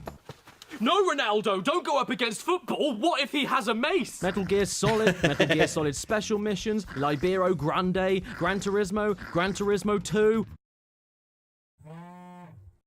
It's Mum. The Mummy. Quake 2, Ace Combat 3, The Grinch, WWF Attitude, WWF SmackDown, WWF SmackDown 2. All of these games and more just tell you what happens when you play the game normally, which you'll find out yourself by playing the game normally. It's great that I can play Star Wars Jedi Power Battles and have the book tell me how to unlock my favorite character, Plo Hate Crime, but telling me I just need to beat the game normally as certain characters is what I was gonna do anyway. Or not, because Star Wars Jedi Power Battles is a massive crease. The same applies to you too, X-Men Mutant Academy. It's not as helpful as you think it is to say, unlock character by beating game. And even your free year 2000 mobile phone won't win me over. And you know what? I don't even count the games featured in the book that tell you how to unlock stuff or find items by doing extremely specific extra things you wouldn't think to do normally. Just like the not cheats for Chocobo Racing from the makers of Final Fantasy VIII, but none of the other ones. Final Fantasy VIII coming soon, so they haven't even made it yet. Who made this game? The book promises you access to a new class, mirrored tracks, and bonus characters. Sounds great, right? Well, not only do you have to finish the game, which you probably would be doing anyway, but then you have to not only keep beating the game up to 10 times to get all the characters, but then also hold different buttons while highlighting other characters in order to play as them afterwards. I really feel like I cheated the system by doing that. Thanks for that. By the way, I never introduced myself. Hello, my name name is John Egg on my face. Dead or Alive is terrible for this, and I honestly can't be bothered with any of it. The game already has 9 personas, isn't that enough? Beat the game once with any character and wait until the game timer reaches 3 minutes exactly, get all 7 costumes for Kasumi and then play the game for 15 hours, beat Time Attack on normal level in under 5 minutes and also wait until the game timer reaches 6 minutes. What chode put this in? Then there are the non-cheats for this game in the book, Kudelka, the self-proclaimed sexiest gothic horror RPG on the PlayStation. I'm hard. Look at these so-called cheats to get some secret items. It's actually very straightforward. All you have to do is make sure you have 10, 21, 32, or 43 items in your inventory when the game clock numbers reach a repeated hour, minute, and second, which due to the minutes and seconds not being able to display higher than 59, means you have to get the first inventory amount correct for the first 5 hours, but then skip over to 4 hours ahead to 10 hours. And I'm saying that's 4 hours ahead because it's not 5 hours you're skipping from, it's actually closer to 6, and you can't have 6 hours on the clock. But it doesn't matter because then you can go back from 10 hours to 11 hours, and then not 12, but instead 11 hours after that at 22. What is this, syphilis? Do you want to unlock a master character with maximum stats in grind session? Well, that's easy. Just finish the game 100%. Oh, is that it? Why would I want a maximum stat character when I've already beaten all of it? Wait, what's this? There is a code to enable all tricks. Why wouldn't you want all the tricks in a game about doing tricks? Why is this a secret code? What's wrong with you, blurry hooting man? Ridge Racer is exactly the same. Want to get all of the cars? Well, the cheat is get a perfect score in Gallagher. Cool. But how is this a cheat? Are you offering to do that for me, book? Or are you just going to sit there, not helping anybody, get thrown on the floor, and not even be thick enough to stop a door from closing? That's what you are, book. A shit doorstop. It's not even Gallagher anyway, it's Galaxian. Final Fantasy VII, The World Is Not Enough, Resident Evil 2, Resident Evil 3, Resident Evil Survivor, Jackie Chan Stuntmaster, Parasite Eve 2, Gekido Urban Fighters, Wu-Tang Taste the Pain. All of their cheat entries in this book are non-cheats. They're just vague and strange directions to allow things to happen. It's a very stripped down guide more than anything. And if a guide has been abridged and condensed into single sentences, chances are you won't know what the hell they're actually trying to tell you. And if we briefly just go back to Driver 2 again, when we're not reversing the Kardashians into a dustbin at 400 miles an hour, we can read some instructions on getting some of the secret cars. And in fairness, these aren't very vague, they're very straightforward and easy to read. But like, go to Chicago, press switch to open baseball stadium, Buick is in the car. These aren't cheats, they're coordinates for Google Maps. Even Front Mission 3 isn't safe from this not cheating in the book. You know too much. No, I don't. That's why I'm reading this, you mump. By the way, Soulblade, thanks for not only being a game in the book full of uncheats that are just be the best player of the game in history while collecting everything and playing for 20 hours, but also having the gall to include another Japanese-only cheat. Because, you know, British people in 2001 all had a Japanese copy of Soulblade for their Japanese PlayStation just lying around in their living room Japanese wormhole. These parts of the book just leave me feeling deeply sad. I feel more sad reading all of this than I was after I finished watching I Collect Wives, but which one is my wife? Parappa is another one in the book that doesn't give you codes to unlock the best stuff, but at the very least gives you the most unique kind of guide the book offers in the form of rhythmic sheet music that tells you the button presses you need to do in which specific time along the bars of the music in order to activate the cool mode as quick as possible. And you know what? Give them their dues. It does work. This is like Morse code cheating, and once you're in cool mode, you can do this. All we gotta do is apply the crack. All we gotta do is apply the crack. See? What's great though is that I actually know a cheat in Parappa that isn't even in the book. It's terrible, but it's still something that I know and a book doesn't. All you have to do is play any song in the game, and while you play, hold the left D-pad button down the entire time, and Pap Smear will repeat the same syllable of whatever the button you pressed was. I will fall to the floor. Oh. You. In the rain or in the snow. In. Got the funky flow. Got. I have never sold everything. All you ever need is to be nice and friendly. You know, Biggie has been real quiet since this dropped. Partly because he's dead. One last game in the book with a load of disappointing non-cheats is NHL Rock the Rink. Don't rock it too much though, or you'll end up like him. Why is this box so damn heavy? What did they stuff in here to upset this man so much? Oh, well, I'm not interested in rocking your rink until you wear jeans that fit you. Ooh, look, an EA Sports catalog. Oh, this takes me back. Let's have a quick skim. If it's in the game, it's in the game. Yeah, I suppose it is. And the catalog has a collection of current and upcoming EA games for all the sports that matter, like football, basketball, golf, ice hockey, freedom football, superbike, supercross. Freedom football.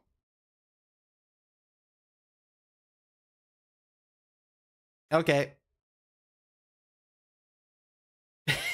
That makes sense, I guess. Coming soon, NASCAR, football, and cereal. These are the only sports that matter, eh? Does cricket not count, EA, you British racists? The absolute worst game in the book for this kind of thing, though, is probably for Madden 2001. Even the guy on the front cover isn't impressed. No, please, stop. It only has one cheat that tells you how to unlock the Millennium Team, and all you have to do is get all 296 Madden cards in gold. Wow, is that all? Sounds doable. Thank you so much for the cheat, Bin Laden.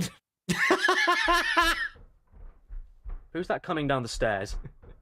I swear to God, if it's Bin Laden... Hi, Jim, it's me. Oh, phew. It's not Bin Laden. It's a euphonium. Yeah, that's not a tuba. I studied music. Fight me in the mud. What? No, this is a gymphonium. Huh? What's a gymphonium? It blows gyms. Wow. Could you please show me? Yeah, sure. Hello? Well, you definitely blew a gym. Yes, I did. Hello? That's repulsive. Oh, that's not even the half of it. If you press the different valves here, you don't get different pitch gyms, you get different size gyms. Hello? Hello?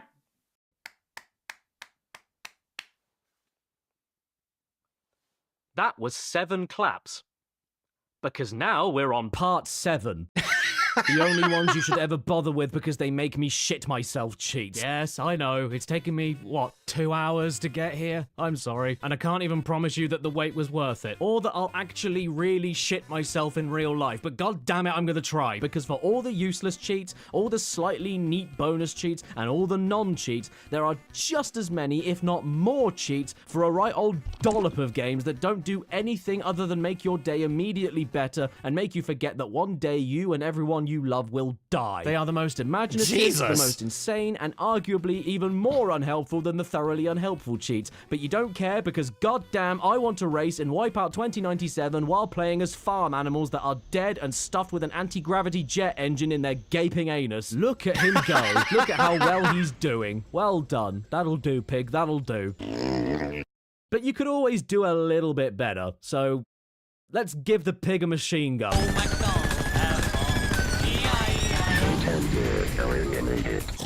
I mean, a snail isn't technically a farm animal, but you can find them on a farm, and he's very cute, so he can stay.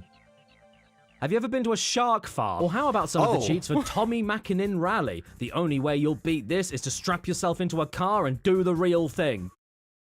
Why am I playing it then? And why would you tell everybody not to buy your rally game when you could type in a code and play as a bus? I would pay good smelly cash to make this a real life thing all over the UK. Bus speeding should be the only driving offence that's let off. In fact, for every passenger on board, you should be allowed to go 1 extra mile per hour. Oh, and by the way, to top it all off, probably my favourite cheat of all time is in this game. If you name yourself Peugeot, you get to drive a Peugeot.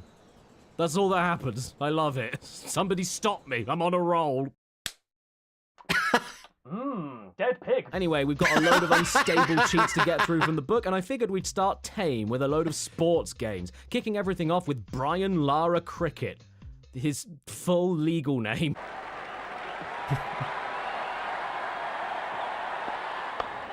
Right.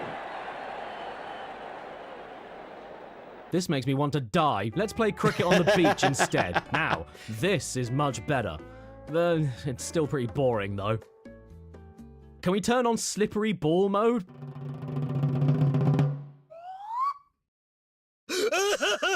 Hey, don't look at me. I don't know what's going on. I had arms this morning and now I've got fins. There is something innately satisfying watching a load of professional bores who are only paid based on their ability to catch a ball never be able to catch a ball. I almost feel bad for them. Maybe we should make it easier on them and increase the ball size of the ball by 20 times with the code Big Balls, of course. Taylor's going to take the first ball. Oh my god. Sorry I missed your wedding last weekend. I was busy bowling with my uncle's prize tomato at the fair. Well, even though that was a game about cricket, this was actually kind of fun, but I suppose I wouldn't expect anything less from the game of the century. So, every single game that ever existed in the 1900s was leading to this. The apex of what we know as games to play in the 20th century was reached and peaked by Brian Lara Cricket on the PlayStation. Brian! For another sports game with stupid cheats, we can also take a look at This Football Is, endorsed by the pros at FIF. No, I'm only joking. The real name of the game is actually This Is Football. No.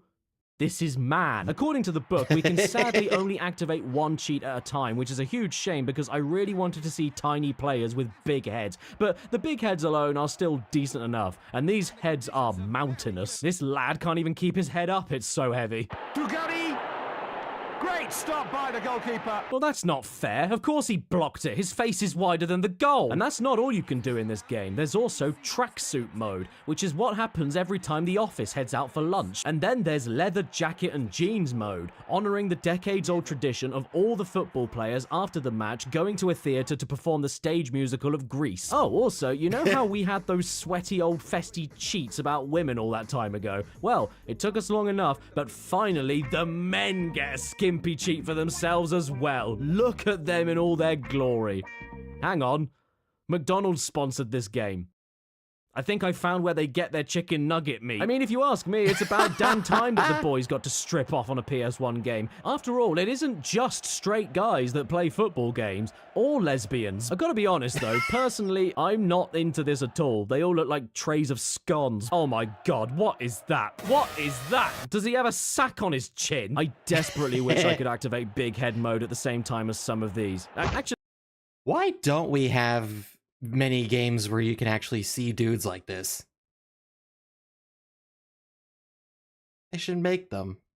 No, change my mind. Big heads are overrated. You know what's in right now? Small heads. This is fantastic. Oh my god! Look at them. Did you use too much Gillette this morning and shaved your whole head off? Don't worry, boys. It's nothing to be ashamed of. In the Roman times, it was actually more desirable to have a small head. Look at these charcuterie boards go. Who knew that ping pong balls were so good at football? And who knew this is also more accurate to what England actually looks like? Oh, watch out. It's time for a goal kick. Jesus. It's like my big toe got dressed up for the World Cup. Hang on a minute. No, that's too long. Heads, football, heads, head football. Hello, this is Clive Tilsley, speaking to you live from London. You join us for this friendly match. Ow! Oh! Ow! Oh! Look, everybody, it's David Neckham. By the way, I have enough evidence to accuse this head of still being alive and illegally interfering with the match. While recording footage, the only goal that was scored during every game I played was while we were using this head as the ball, and it wasn't even for my team, which obviously means he cheated with his French bias. Big baby mode. Why?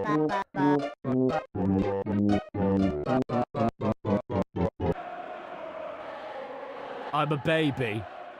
What do I do with it? Whoa, wait a second. I didn't change my team before putting this cheat code in. Where did this guy go? What's happening? Did this cheat just whitewash the England team? Where are the other races? Black babies exist. They made a game about one on Steam. See?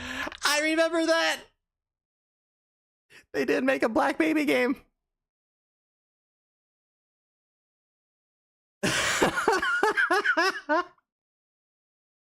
Whoa. Did I just say steam? As in hot water? And if I take the letters out of those words and mix them around, I get some of the letters to the words Tony Hawk's Pro Skater 2. Well, I'll be blowed. This game has a cheat where if you do some button pressing on the pause menu, you get dick.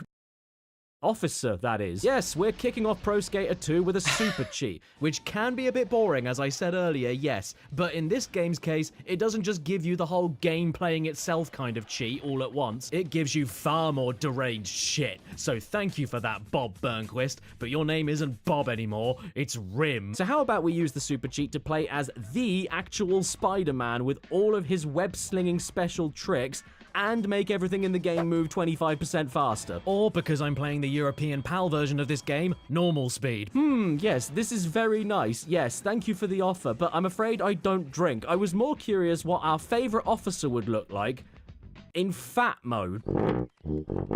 Oh my lord. Oh, and I turned on blood mode because he deserves it.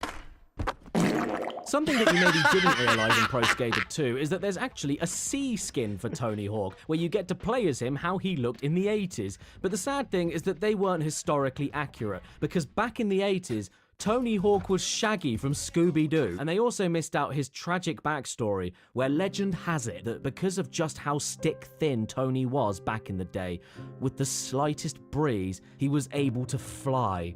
And in the dead of the night, Tony would hover above the streets of New York City looking for a pretzel. And some nights he would go without food for so long that out of desperation he would even resort to chasing down subway trains and harassing the passengers for the nits in their hair. Yeah, I know. Very sad. It's a true story. And then eventually he pissed off everyone so much that they ran him over. I'm feeling way too sorry for this runt. We need to get some food in him right now. Wait, hang on. If you keep inputting the fat mode cheat, you make your skater even fatter. Yes, yes, yes, yes. Yes. Perfect.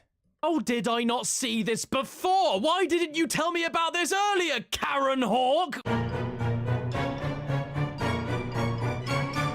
Oh my god. Hey, don't tell your granddad.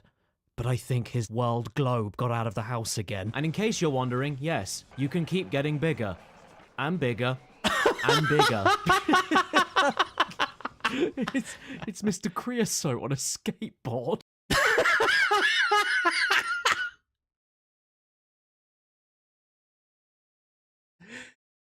Holy shit.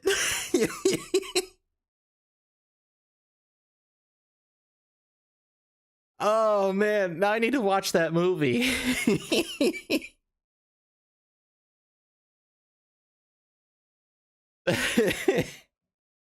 In fact, this was the biggest that I could get before the game decided to stop working, so enjoy it while it lasts, because he certainly isn't. Wow, Tony, what a great slop of cheats. That was a real knockout. Kings 99. So to get the cheats working in this game, we need to create a new boxer for career mode. And here he is. His name is Crisps, and his nickname is Mr. Fist. But all of this effort does pay off in the end for a big head mode. Oh, was that it? Well, that's not very exciting, is it? Why did I put that in this part of the video? Oh, my mistake. Cheats carry on the next page. Do you want to fight as a bear? If you go down in the woods today, you're sure of a big... Well done, bear. You threw 78 punches and landed 16 of them. You know what? Now I'm on the topic of Knockout Kings, let's jump right into this one. Knockout Kings 2000 and... Sadly, there are nowhere near the same level of funny cheats compared to 99, with pretty basic things like extra boxers. No thanks. I have plenty. But there are some winners in here, like you can always box as a Cyclops, a gorilla with gorilla written on his shorts in case you didn't notice he was a gorilla, Joaquin Phoenix, a bulldog with legs. Did you ever notice that furries never dress up as ugly animals? And my person... He said it. Did you ever notice that furries never dress up as ugly animals?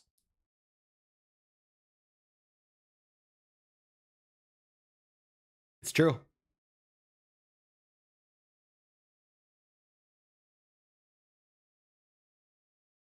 It is true. Personal favorite, Baby. Why? Whose name is Baby.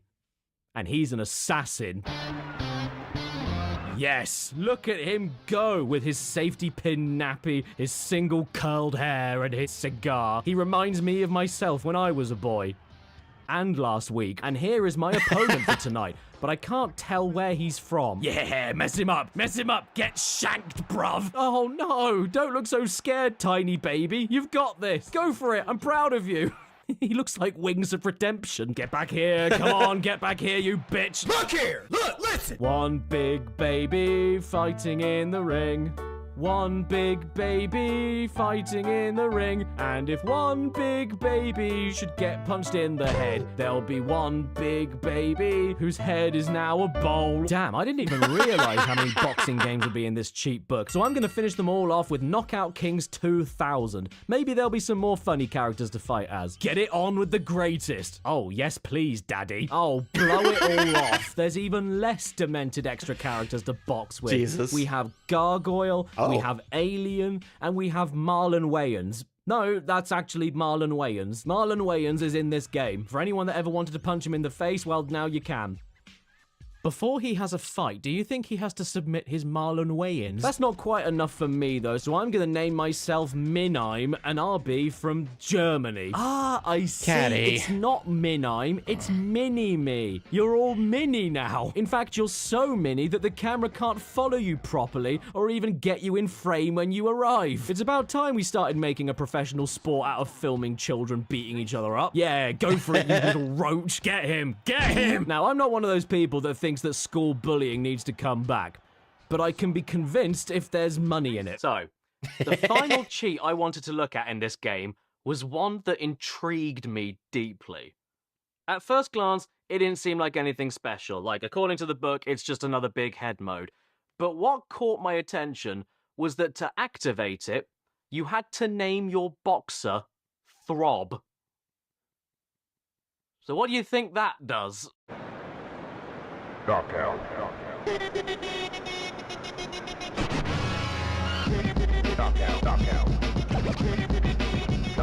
Yes, ladies and gentlemen, we are playing as a lung. This is the greatest thing I've ever seen. Please, please tell me the other dude is throbbing too. He is! Yes! This will be the fight of the millennium. David Bunch versus Throb. Abandoned ship, load the revolver. I'm about to play Russian roulette. This is Without so the cool. roulette, life has peaked. Big head mode officially has a new king. It can't get any better than this. Now listen here, old chap. Did you compliment my sweetheart without her being betrothed to you? I will not stand for this, you old skank. Come along then. Poop poop, let's have it off, you cad. Poor bloke. Look at him. He is absolutely exhausted after that fight. Knockout Kings 2000. Coming soon in the previous year. Huh. I think I might like sports now. Wait, I can't. I'm a boy. I better play some action games pronto before anybody finds out. Have any of you out there heard of Team Buddies? This forgotten little gem has a couple of silly things you can do to the little bellends. By the way, these character select portraits are great. Of course I'm picking the out of focus one. I relate to him. For starters, even though there may not be a big head mode because they are literally all head, it's okay because as a trade-off, you can get big feet and big guns. Look at him marching off. He's very important. He has a high-class bean meeting to present. Giant rocket launcher and rocket boots. Oh god, oh no, whoa! Steady on, slow down, old horse! Bean, hold off! Stop warping, you'll lose your tissue box! Stop! Bean, stop! Next up, we have some cheats for this game. Ass. Once again, going down the checklist, we have the standard big head mode. But at least in this game, not only are the heads the size of Costco, but also everyone joins in on the fat head fun. Get ready to take out the hot air balloon alien menace with the savior of the universe, Speedboat Face. But I mean, we've all come to expect big head mode at this point, so how about something we've not seen yet? Flat mode, or as it's better known, Parappa the Rapper 3, where Parappa gets bullied so much that he finally snaps, grabs a rifle, and heads for a school. It doesn't matter how thin you are, though. You can never fit through the wide open air. This is all very lovely and everything, but you know what I really want to do, though? I want to activate all of these cheats at once. And super speed mode. Somebody help me! A small breeze caught the back of my head and I can't stop! Blast Radius is yet another game that has a big head mode, but in the book it's named Planet Heads mode. I guess that must mean that they'll be the biggest heads that we'll be seeing in this video. Let's have a look. Oh, okay, we're in ships. Maybe they're talking about the cutscenes? Okay, I don't know. Maybe it was renamed as Planet Heads for this game because we're in space and they were trying to do a funny when they wrote the book. I'm just gonna look around and see if we can find some people on a spacecraft and maybe their heads will be the size of a planet. Oh. Planet Heads. The Teletubbies' son must have been lost in space for a few years. This is way more off-putting than I thought it would be. You know, you're just rolling around, minding your own business, firing lasers at spaceships, and then, alright mate, I'm a planet! Ugh, I'm gonna be sick. Save me, concerned man. Is that a goddamn beach ball? Is this rain ever gonna stop? I've forgotten what the sun looks like. You got a problem with that pussy? Actually, don't go anywhere. While we're here,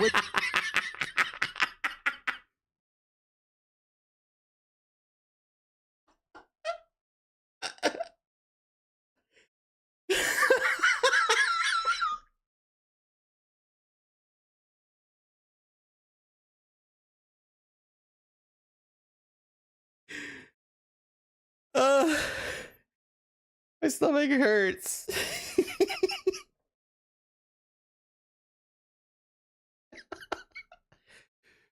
Oh. Spiral calling someone a pussy must become a sound effect. I'll make it a redeem. Don't you worry, I'll make it a redeem now that we have the sound bit. Oh.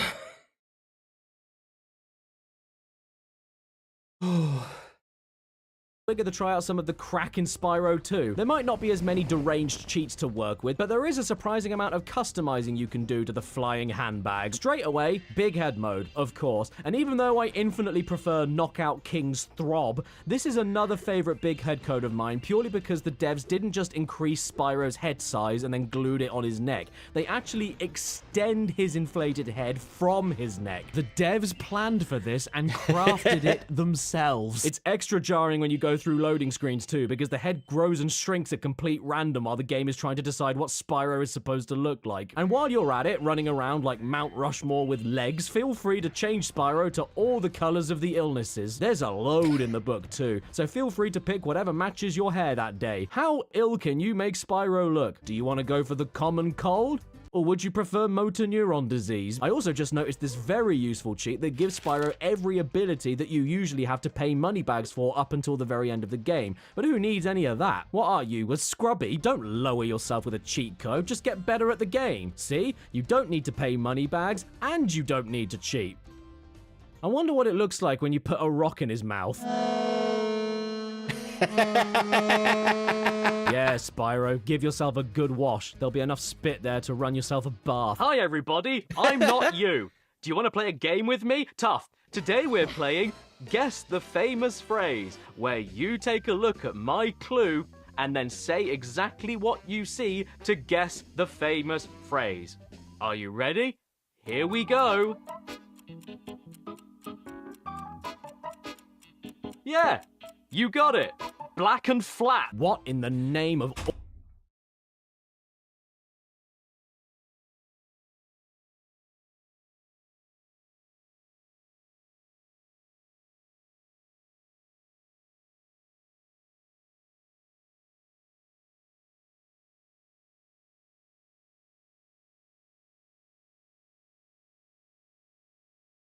Caddy.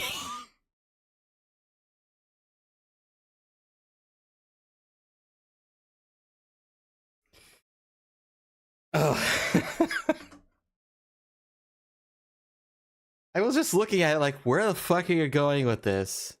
Then he just comes out black and flat. That got me. I'm so stunned I can't even laugh. I'm just, alright. Yeah. all that is holy am I looking at? Check out his neck. What even is this silhouette? When did Spyro become an accordion? Man, I don't know what my favorite part about this is. The fact that Spyro is flat to begin with, or that it also works in the loading screen. Please kill me. When it comes to Spyro 3, thankfully, many of the cheats from Spyro 2 actually carry on onto it. The color changing and big head mode in particular. So, you're the one in charge of rescuing the eggs, huh? No. I am one. So yes, most if not all the same cheats from Spyro 2 come back to grace us in Year of the Dragon. However, there is one new cheat that I'm very curious about. Firstly, because it's called Squish Skateboard, and secondly, because it isn't a squish, it's a squid. But let's not focus on how they printed the word wrong, or how different the sound and spelling between d and sh is, and instead focus on the fact that you are a purple dragon face-sitting on the mouth of a squid that sounds like it's made of wood while its tentacles writhe. Far too much effort went into this whole situation for it to be a secret hidden behind a code in a pause menu, and I don't know how to feel about it. Nor do I know how to feel about this other code that allows you to play all of the characters' voice lines in the entire game, in case you ever needed to do that. You'll have to flame him using the circle button. Hey, Spyro, there are rhinox everywhere. Have you seen any giant chickens around here? But what they didn't tell you is that you aren't just playing the voice clip from the pause menu, you're replacing the music with it. If you want to try to catch those lizards, I'll start the clock now. If you want to try to catch those lizards, I'll start the clock now. If you want to try to catch... And it also didn't tell me that I couldn't turn it off, and eventually it crashes the game. If you want to try to catch those Medal of Honor. In my opinion, a very underrated PS1 first-person. This is a very underrated game. I played this and Medal of Honor 2. Really good. Really, really good. Shooter, and one that has a pretty good story, because it was actually produced by Spiel. The time is World War II. The place is Germany. You are a lone soldier sent deep into the heart of the village of fitting doors to uncover the deadly secret plans of the evil Minin. And in order to do that, we've got to shoot the nasties. This is really fun and all, but I do wish my 1940 single-shot bolt-action rifle fired at 4 times the speed.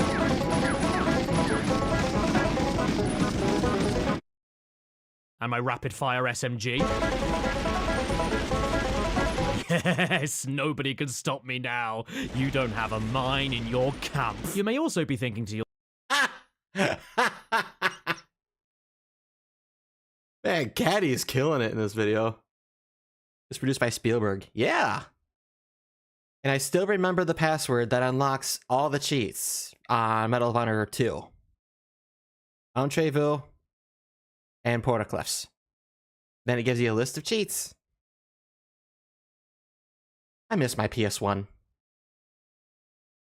I should buy one. Yourself that all of this is still very fun, but you desperately wish that all of the German soldiers were speaking English because you hate foreigners. Well, don't worry, because with another code from the book, you can turn on American movie mode, turning all of the badly muffled German soldier dialogue into badly muffled English dialogue. Don't hurt me! I'm German! No, you're not. You killed my friend! And I'm not sure if making a cheat that forces one language to start speaking another and calling it American movie mode is an insult or not, but I hope it is because ha.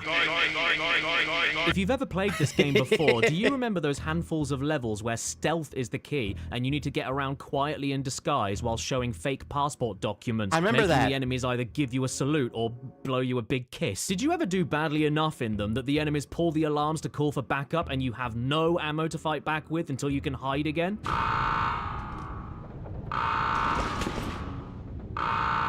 Yeah, that stuff was intense, wasn't it? Well, if that's too scary for you, you can always change the alarm siren to a clicking noise that makes it sound like the boat you're on is gonna blow up. This is much better. Yeah, this is much better. Oh dear, I forgot to check if my 70 microwave meals were ready. Or you can make it punch. Or you can make it vomit. Hang on here. Why are there 3 of them in the same toilet? I didn't think these guys were into that kind of thing. And the fun continues with Medal of Honor even into the multiplayer mode, where by typing in the cheat codes, Nutcracker, Big Fat Man, Woof Woof, and Das Booty, which I'm pretty sure I saw online once. Twice. Once. You get access to some people that were major players in the events of World War II that the libs never wanted you to know about, like Winston Churchill the Prime Minister, William Shakespeare the poet, Bismarck the dog, and Panzerknacker the Twinkie. I remember that. That was in Medal of Honor 2 as well. Underground. Yeah, the second one was Underground. Those characters were unlockable for multiplayer. And the second game had a bonus mission where you were shooting Nazi dogs who stood up like people and shot guns and drove tanks. What a weird game. Winston Churchill versus the Velociraptor. See, everyone? Everything you learned in school was a lie. No soldiers ever got stuck on the beaches of Dunkirk, Pearl Harbor was never attacked, and no civilians anywhere actually died. The victory of World War II was claimed by Churchill all by himself using a rocket launcher on Germany's secret weapon, Stephen. At any rate, that is what we're going to try to do. Winston Churchill has defeated the Velociraptor. You're damn right he did. Well done, Winston. What have you got to say about that? That is the result of His Majesty's government. I'll be led into an ignominious... Oh, for the last two wacky cheat codes in this game, you can even see some pictures of the lead game designer and technical designer as children. Surprise, AJ. Good luck, Snooks. Am I going to prison for seeing these? The sequel game, Medal of Honor... Yes! Yes! This game is so fucking good. I want to play this. Underground sadly isn't anywhere near as good for the variety of nuts cheats you can do, but at least it was the first ever video game to feature a lady. And in the game's defense, the cheat code entering screen is probably the coolest from all the games featured in this book. Yep. You input Morse code, and it actually makes the correct beeps for each input. Very clever. But I gotta be honest, it's actually a little triggering for me. It brings back bad memories. My father was a Morse code. What immediately springs to mind for what the cheats can unlock is this cartoon gallery thing, where I guess you get to see a few sketches from the concept artists before the game released. You lose your friends, you lose your family, and there's many others to see, like John Woo's Medal of Honor, a failed concept sketch for a failure screen with a tied-up lady on a plank, alligators and sharks with lasers on their heads, a failed concept for a menu screen that looks far too Banjo-Kazooie for a game about liberating France from the Reich, Kurosawa Manon. What? Don't even think about it, Ken. What? Then there's a sphere and globe joke I don't get, a reference to the Survivor TV show I don't get, a parappa joke I don't get, an irrigation joke I do get. No, wait, actually, no, I don't. Monkeys of Honor doing a hit viral video from a man that went to court in a beanie, Medal of Honor card, Go Team, Go Team, Go Team, Feliz Navidad, Man, and Stinky. There are a fair few multiplayer skins to unlock as well, though, like Quasimodo, the Statue of Liberty, and Shrek. Yes. But the best unlocks from the cheat book come in the form of the Panzerknacker Unleashed missions, where a distress call comes in warning you about a castle in the mountains harboring a secret weapon guarded by exploding green men, medieval knights with that symbol on it, dogs dancing in the corridors, dogs dancing in the ammunition cupboard, dogs driving tanks, and dogs with bazookas. Yep, I remember that. I never beat that mission. It was actually pretty hard. And all of this leads to a moment where you assemble a giant can of Pringles with legs and follow it as it machine guns down a load of knobs with jeans. I know another one of them, Duke Nukem, starring in Duke Nukem Land of the Babes. The book has a ton of cheats for this game in order to turn it from a commercial failure to a critical masterpiece, such as the classic big head mode if you ever wanted to play Duke Nukem as a hairy side table. It looks like she gave a good fight. Oh yeah? Well, you look like you give a good solar eclipse. This also applies to all of the enemies for an extra chuckle. The big heads even work on the sharks. Ish. Obviously, though, I can't talk about Duke Nukem without addressing the elephant in the room, and I hear all of your concerns. I am aware how problematic Duke is in today's day and age. How could they possibly get away with objectifying women like this? To the people that made this game, it's almost like all that women are to them are nothing but massive, giant heads. Their heads are too bloody big. This goes far beyond the realm of realistic or reasonable. These aren't what I'd call proper milkers, and where is their armor? How unrealistic is that? Why aren't they wearing helmets for these? Oh, it's probably because they're so big you can't even buy that size in the shops. Is that all these ladies are to you freaks? Just a load of giant heads? Shame on you. And as a punishment to teach you a lesson about feminism, there. Now nobody can enjoy them, and we're all happy. I think I'm starting to prefer tiny head mode over big head mode. Why didn't more PS1 games utilize this? It's hilarious. Duke, my man, your chin is being eaten by your own shoulders. And the same can be applied for the enemies. Look at these shrivel heads. They couldn't even plug a hole in your shoe. If all of this is a bit too silly for you, though, you can even activate a first-person mode to make the game feel closer to the original Duke games on PC. And it's very useful if you ever... yeah. However, for as great as all of these cheats are for Nuke... Hello! There he is. I'm off to Japan. Bye! Okay then, don't... What the fuck? Caddy!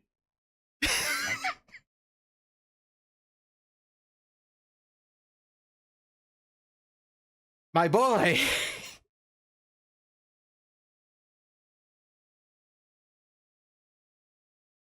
Off a Nuke. Hello! There he is. I'm off to Japan. Bye! Okay then, don't make a mess. Anyway, for as great as these cheats are for Nuke, there is one that tops Oh my God, all of Caddy. the others by a considerable margin, and it is known as Wacky Cinematics Mode.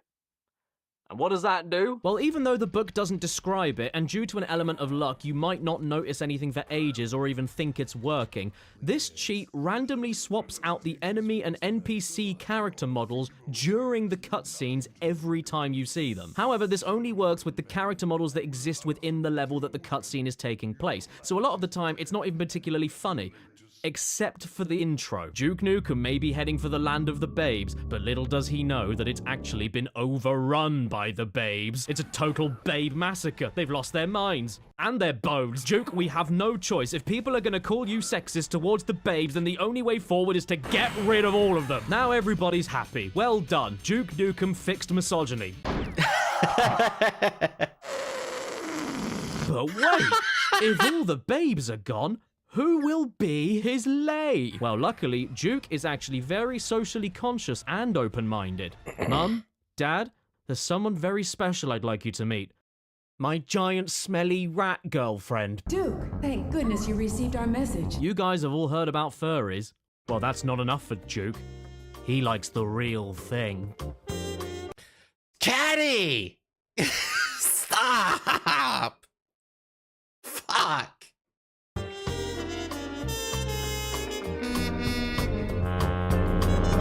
While on the topic of bestiality, there's also a huge cargo truck full of cheats for many racing games that make the experience scientifically at least 0.5% better. I know we've already looked at a few in this video so far, but I didn't plan this video that far ahead, and I don't like you. Starting off a little gently, we have circuit breakers, in which the book gives you a variety of ways to completely waste your time, like a code that lets you race at night. That's cool, I guess. But can I play the entire game upside down? Yes, yes, this is the kind of cheat that I live for. Even the controls are mirrored. This is absolutely horrible. Peanut butter on the roof of your mouth simulator. You can always go one better, though. How about racing at twice the speed? Yep, this is fine. I'm in control. I'm okay. But I tell you what, I wouldn't feel like that anymore if all of these cheats were activated at once. And my car was an Easter egg. I've always wanted to play a game where I'm a baked bean traveling down someone's gullet. Auto-destruct. Ever heard of it? Good. Me neither. They've blown up the Golden Gate Bridge and orchestrated a massacre at a shopping mall. It was in this massacre that you lost your wife and daughter. Well, thank you for letting me down gently. I will bring death to your cities. No soul is safe. Let the harvest begin. Oh no, Gav, what are we supposed to do? Oh, I know. Use the cheats to turn the camera control off so it don't follow the motor no more. Help me, you old slag. How are we gonna get in the 4 stars backwards hotel now? I know. I'll turn off wall collision so the car can go anywhere, fall out of the map and fail the mission. Maybe pop in, step in time. Auto-destruct is very weird, even without the cheats, but while I was driving around looking for screenings of my favorite movie of all time, Ice Cream, I thought it would be fun to switch on blood mode. You'd think a game this horrific in its subject matter would automatically just have blood to begin with, but you'd be wrong. Apparently in the original release, this was okay, but spilling everywhere was going too far. And I think that's really unfair, because even for a blood mode, it's actually very considerate. It even waits for a second to appear after you blow someone up with a rocket. I mean, nobody can handle violence and blood at the same time. It looks more like you just shot a decorator and he dropped his last can of red paint. You've obviously got a long way to go. Oh, stop scolding me, game. I did the city a favor. He decided to go to the gun shop. Who knows what he would have done with one of them? Oh my god almighty, you can even spread the blood through your tire tracks. This is starting to make me feel sad. I need something happy to balance it out, like turbo engine mode with slippery tires. Come and get me, terrorists. You can't hurt the city anymore. I will. One game that immediately sprung to my mind while playing Auto-Destruct was the PS1 classic Driver, which just so happens to also appear in the book. And yeah, there aren't anywhere near as many dumb cheats as Auto-Destruct, but it doesn't mean that there isn't fun to be had, like changing the steering from the front wheels to the back wheels, which doesn't sound like a big deal, but it turns the whole game into trying to push a broken shopping trolley around Asda. That's how it feels to drive my car. My car is rear-wheel drive. And it feels just like that. Another cheat, stilts mode.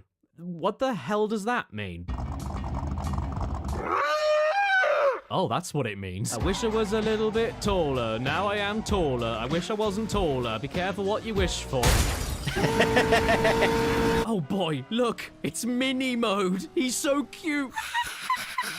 The absolute best thing about this cheat, though, isn't that all of the cars in the game shrink to the size of a stepped-on grape, but that the physics and hitboxes of the original car sizes still apply. If a hubcap spins off, it's bigger than the car. If you emergency brake, the skid marks are wider than the car. If you hit the air, you die. Even the brake lights aren't attached to the damn thing. This looks like terrified wildlife. Don't worry, little buddy. I won't let you get run over. Uh-oh, it's the pig. Oh, look, it's the tiny policeman. I'm not scared of you. You're so tiny. Vehicle is heading north. But I'm not a car. I'm an albino badger. On to the next racing game with cheats from the book, and I'll try to pronounce it, but please forgive my French. Oh, now I know that I already mentioned this game earlier with the jackpot cheat to let you see a compressed backwards JPEG, and I did want to make this video only mentioning each of the games in the book one time because there's 230 of them, but Le Mans 24 Hours was the one exception to me because this game's other cheats are borderline psychopathic. First off, we have spaceship mode, where the entire game is thrown out on its arse and replaced with an actual shuttle going through actual space, complete with a spaceship gearbox.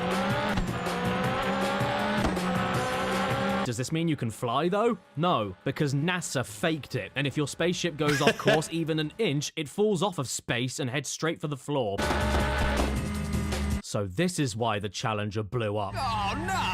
Oh, jeez. Now, when I first heard about Le Mans 24 Hours on the PlayStation, I couldn't wait to play it, but I did think to myself that it would only be worth it if I could drive a hot dog, racing against cheese, racing against pizza, racing against the latest car from Mercedes, the Pork Pie GT. I had to drive the hot dog. Come on, can you blame me? Look at it. That's pretty funny.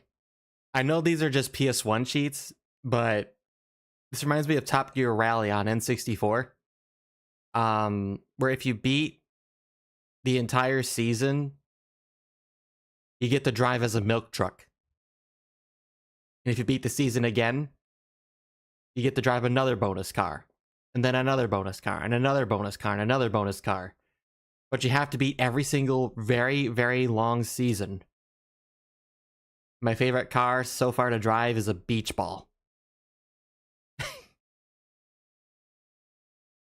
It's a very big beach ball and you cannot fucking see in front of you. But you can unlock it. It comes with ketchup. What a rush. This is just like the last hot dog I ate. By the way, when you flip between the front...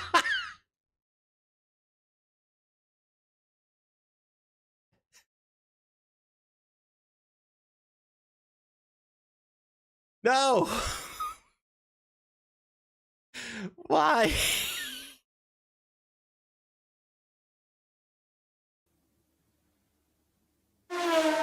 By the way, when you flip between the front and rear view during the race, you'll notice that the hot dog itself is perfectly symmetrical and doesn't change appearance no matter what end you view it. I think we found it, everyone. This is scientific perfection. This is the prime breaded sausage. Is it normal for my hot dog to backfire? Come on, come on, come on, go, go, go. You can't get away from me that easy. Get back here, lactose! The next cheat we have is a thing called cartoon race mode, where I got to play as an ice cream truck driving with 700 brake horsepower without being able to see where I'm going. That's how it felt to drive the beach ball. It's exactly how it felt.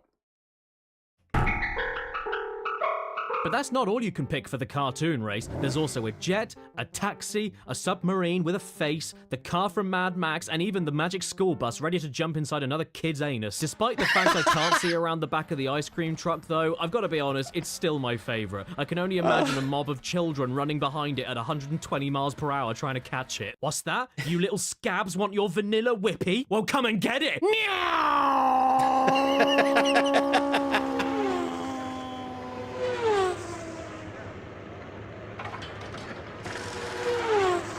Did you know that when I was a toddler, this loading screen used to give me nightmares? I don't know why. I think I just couldn't sleep thinking about all the CO2 emissions. Formula 1, the next game in the book I wanted to look at during this part of the video for the cheats you can use in it. Now in Formula 1, I won't lie, there aren't that many good cheats, and even when you find one that is remotely interesting, there aren't that many of them. You ever wanted to drive on lava? Great, here's lava mode. You ever wanted to drive in a buggy? Great, here's buggy mode. You ever wanted to drive a bike? Great, here's bike mode. Well, it's not really a bike, is it? It's just two wheels glued together. Look at this! Look at this! Yes, I am. It looks like my dustbin escaped from the kitchen and joined the M25. I mean, the cheats are all right, I guess, but they don't even affect how the game plays, just how it looks. But then there's this one. Garbled commentary. And once you activate this cheat, all you need to do is turn off the music and sound effects, sit back, and remember to buy a chair. Wait a minute! He's finished. There's smoke pouring from the engine. He's in the gravel. That's a Pacific. And the race has been stopped. Brazil. He takes the checkered flag. Martini. And look at that. Ouch. That's burger. Hang on. Germany. This is starting to drive me up the wall. Can you at least tell me what position I came in? Third. Oh, screw this. I've had enough. I'm quitting. What did you just call me? And this segues us beautifully on... What? I've had enough. I'm quitting. Oh.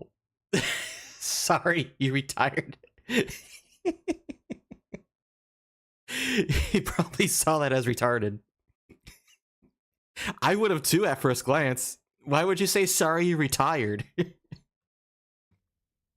What did you just call me? And this segues us beautifully onto the final game in the cheat book from the Formula 1 series, Formula 1 97. The first cheat worth mentioning is something they call Virtually Virtual, which makes the whole game look like Super Nintendo Star Fox, the engines are extra high-pitched, and everyone else falls asleep at the wheel. After that is Wipeout mode, and I will give Formula 1 97 some credit here. Not only do they turn the cars into actual Wipeout crafts with the lasers coming out of the back of them and everything, but they also change how the cars handle.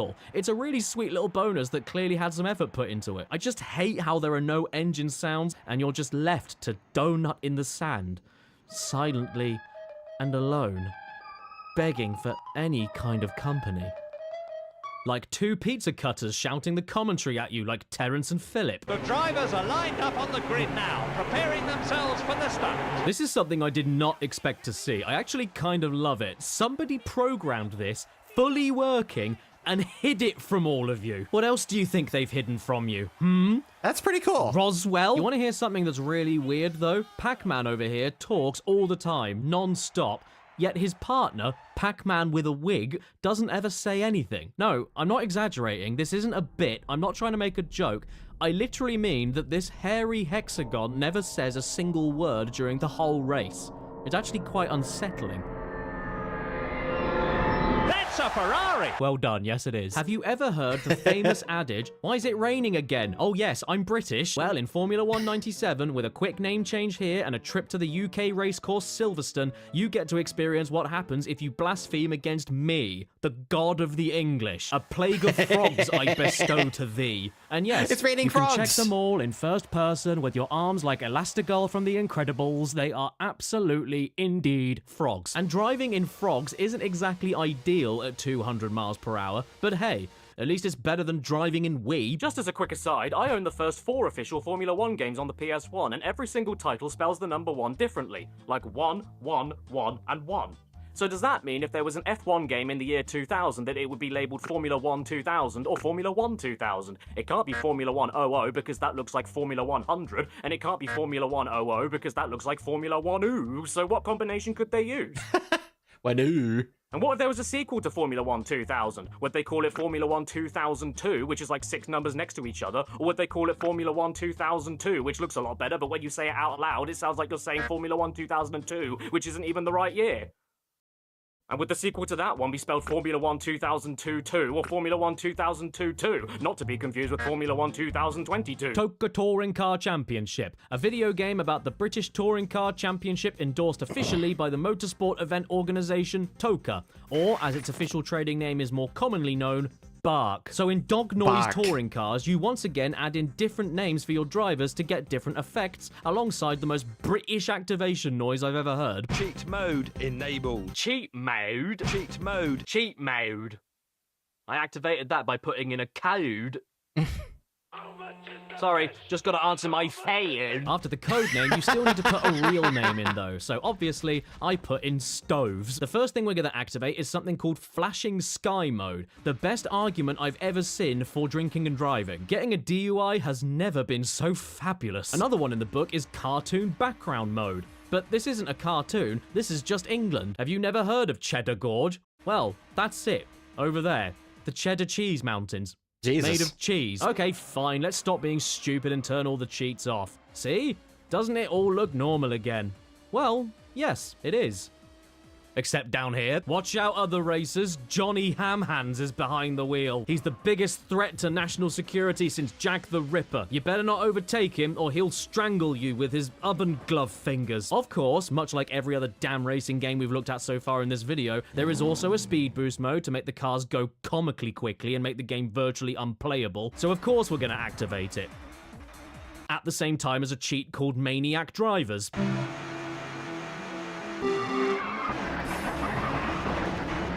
Oh my god. Sweet Jesus, Lord of one stable. What is going on? Watch out, mate. Get back. The race is on the floor. I have never seen a car seizure before, let alone 20 of them at once. It's going so mental that when I got knocked over, the game tried to put me back on the track and my car said no. Let's see what we can do in the sequel, TOCA 2, the most realistic racing game ever made. 7% of it was shit though. Also apparently sponsored by Auto Trader, which is really odd. That would be like if Madden was sponsored by Craigslist. And I'm thrilled to announce that the cheats in TOCA 2 are completely different from the game before it, with one of the best ones being... not this. Note, the game is never supposed to sound like this under any circumstance. It was doing this even when I didn't input any cheats. I have absolutely no idea why all the car engines on my disc copy sound like a screwdriver about to run out of battery, but I promise you, it is not a cheat. I guess I'm just unlucky. 93% is amazing. Wow. 7% of it is dying mice. Oh, by the way, first off, you need to name your driver a specific code again in order to activate them, just like in TOCA 1. Cheat mode enabled. Oh no, he's back. Oh fine, I'll type in the cheats and then my driver's real name is now cheat mode. Right, anyway, there are some actual cheats, yes, and some of the best ones are... Why did you put the game title at the end of the page? And some of the best ones are as follows. First off, bouncy barriers. Have you ever wondered what would happen if you drove an Audi A4 headfirst into a directional sign at 130 miles per hour? Whoa! And then there's this one of my new favorites, over-the-top crashes. Can you guess what that does?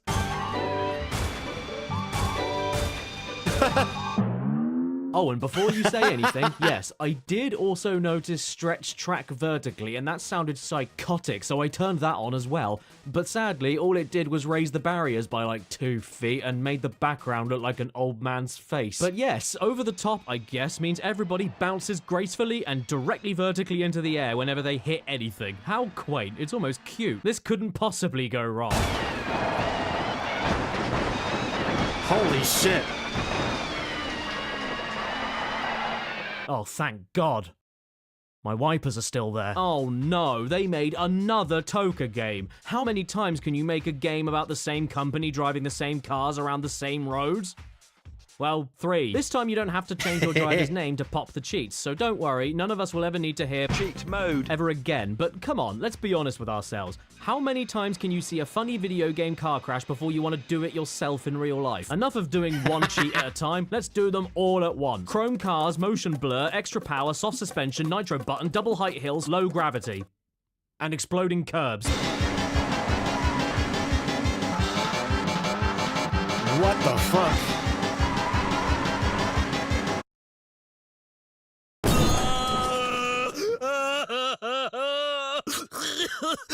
And you know what? Screw it. While I'm on a do everything at once binge, let's do it on Vigilante 8 2 as well.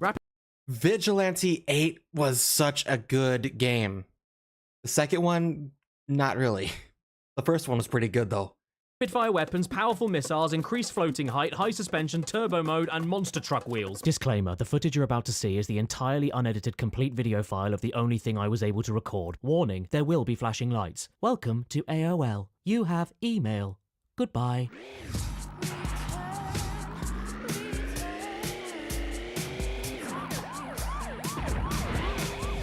Whoa.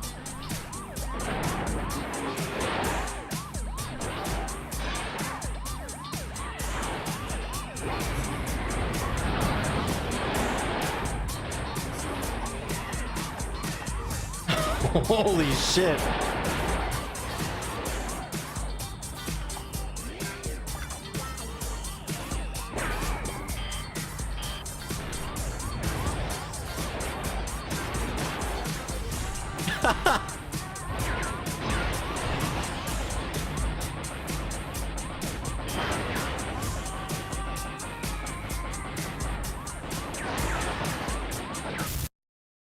Oh. It crashed. This was a grave mistake. Micro Machines V3 is in the book? Sick. This is one of my favorites. Can't wait to see what you can break in this one. Today, I'm gonna pick Dwayne because he looks like he'll wait for me by my bed if I don't. Did you know that if you use the word wintry for a name, there will be snow on your victory screen? Good. That's where he belongs, you abominable troll. There is a surprising amount you can do with simple button combinations during your races without pausing, including accessing the developer-only debug menu that gives you the power of God. You can freely move the camera anywhere you want, have the game itself drive perfectly for you like it's a TAS speedrun, or you can blow everybody up at once. If I can't win, nobody can. There's another cheat here that moves the camera to directly behind your Micro Machine, and I won't lie, it's unnatural and needs to die immediately, but it is admittedly quite useful for some tracks, especially for the dinner table. The people that own this furniture are animals. If I'm looking from above, I don't know where to turn next. I can't predict where they put peas. All of that stuff is really cool, don't get me wrong, and they can have actual use, but they're not exactly basket case. That stuff can be left to things like Big Bounce Mode, where you can now jump stupidly high and get up on areas of the table you shouldn't be allowed to reach, or jump stupidly high and fall off the table. Oh. I also have to say that sadly, 1 or 2 of these codes just did not work for me, but honestly, for being like 2 hours into this nightmare video, I'm surprised it's taken me this long to have said that only a couple of times. Many cheats for many PS1 games in particular are often just rumors or tricks that somehow got officially printed. But actually, now that I say it out loud, loads of these cheat books have bits and pieces in the backs of them that allow you to submit your own cheats, so I guess they just didn't vet half of the ones that people sent in. Oh my god, look, even in this PS2 cheat book that I've had since I was 10 years old, I even started trying to submit my own cheat that I discovered because I couldn't see it on any cheat books that I had at the time. So just in case you were ever playing The Incredibles on Xbox or PS2, use the code Chronos on the password screen and you'll get one-hit kills, but only with Mr. and Mrs. Incredible. If you just so happen to be struggling with the Mr. and Mrs. Incredible sequences in The Incredibles for PS2 and Xbox. Either way, it can be really difficult to tell sometimes if a cheat is a typo or just a lie, and you can waste way too much time trying to figure out which one of them it is. For instance, in Micro Machines, I couldn't get floating objects working no matter how many times I tried, and I'm really bitter because A, that sounds really funny, and B, I have no way to tell if it's because the cheat was a typo, my controller missed an input, I put the code in too fast or too slow, or the cheat itself is a hoax. But none of that matters anymore because now I'm a baguette. What the fuck? Or I can be a bottle of syrup, or a plate, or a brown bicycle seat, whatever takes your fancy, really. On any stage, you can randomly cycle through any of the objects on the track and then race as them, and it can get downright unhinged. Good evening, would you like a menu, sir? You know, I'm flattered. I would love to go out with you, but I'm afraid I am reserved. Dang it, man, I never thought driving as a pocket from a snooker table would be this difficult. Maybe it would be easier if I played as a chunk of another part of the table instead. Yay, I win. Well done, side part of a snooker table. I'm a microscope, hear me zoom in. So that was cheating in Micro Machines V3, or as it's better known, Christ alive, I'm on fire. Hey, you! I see you. Stop gambling on the toaster race. You know what happened last time. You toasted the winnings. We can't buy anything with hot pounds. Nobody accepts them. I told you about this when I got you that book from Racing Gamblers Anonymous, Online Betting Safety for Toasters. I'm so disappointed in you, Toaster. Why couldn't you just make toast? No, you had to go online, open a bank account, and bet money on a toaster race. This is worse than that time I caught you spending money on those online toaster camgirl shows. Why is he still talking? This is becoming a problem. You'd better start changing your ways or else I'll start putting seeded bread in you, and I know you don't like seeds. You know how I mentioned there was toaster that doesn't one work code anymore. that didn't work in Micro Machines? Well, how about all of the codes in the book for Ready to Rumble Boxing Round 2? This must have been a mistake. How is it that every single cheat for the game they included doesn't work? Are these for the PS2 version that got accidentally printed into the PS1 book? Come on, Vibration Lightyear, I really wanted to see what this guy would look like in fat mode. How could you tease me like this? And especially Michael Jackson in undead mode so that we can all have a true idea of what he actually looks like right now. But I'm not picky, I would take anything. I'd take undead mode on Bill Clinton. Also known as present-day Bill Clinton. All rise for Mr. President!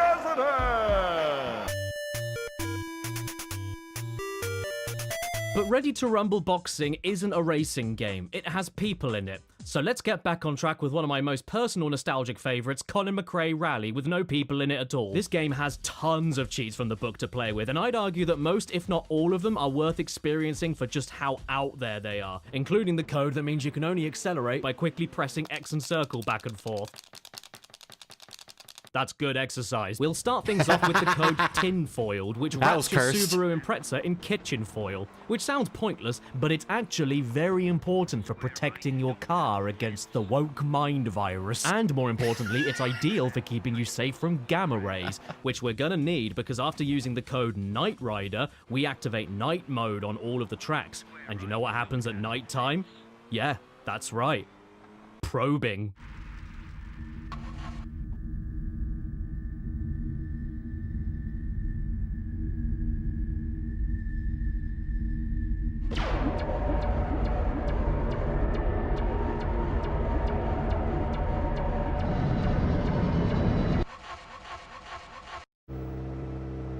Oh no, we've somehow lost about 10 minutes, and now the car is my knees after leg day. I don't like this. It just doesn't look right. If you're gonna go full-on wobbling gunt mode, you can at least get the color of the car right. Jelly on the plate, jelly on the plate. Wibble wobble, jelly on a Yes, that's what I'm talking about, son. With the code BLOMO. Now what's wrong with wobbling? I do that all the time. wobble jelly on a... Yes, that's what I'm talking about, son. With the code BLANCMANGE, you can turn your car into a plate of green jelly. Or, if you prefer, Jello. On your cell phone. Blank mange. This is so much fun. I can't see how it would get any better than this. Green jelly car on turbo mode. And then, for my personal favourite combination, green jelly car with turbo mode, anti-gravity, and a super jump. To right. Over crash.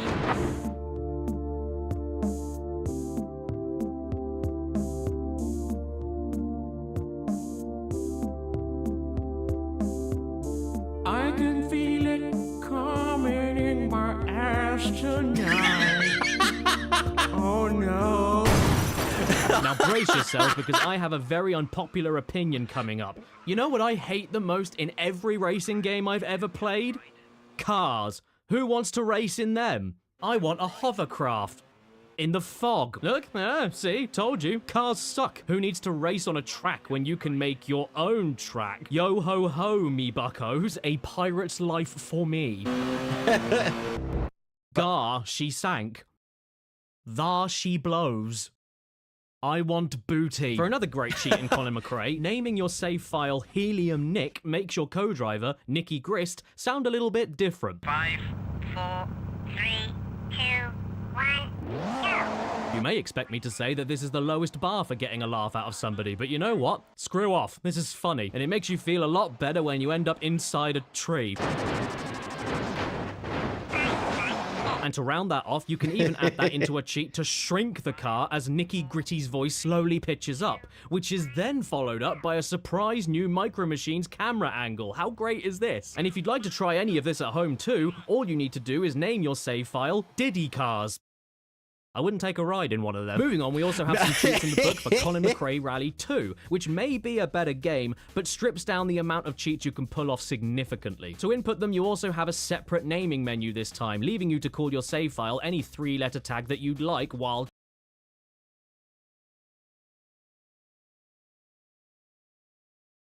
So you have to enter a cheat code that looks like bottom language? This game was ahead of its time. Cheating, so obviously I'm Vig. Luckily though, the smaller number of cheats doesn't hold the game back from being really bloody dumb though, because they are at least very different from Colin McRae 1. You can do some pretty unique things, like turning the animated track layouts on the main menu into the shape of one of the developer's cats, and he either has a supernatural aura around him, or might. But you can also completely lose yourself to the rhythm of the beat and give yourself fireballs in arcade mode. Ha ha ha, look at me, school bullies. Where are you now? Dead from me. I'd love to keep this turned on, but there is just one tiny unnoticeable problem. Whenever you shoot a fireball, even if it hits a car, the fireball doesn't leave the track.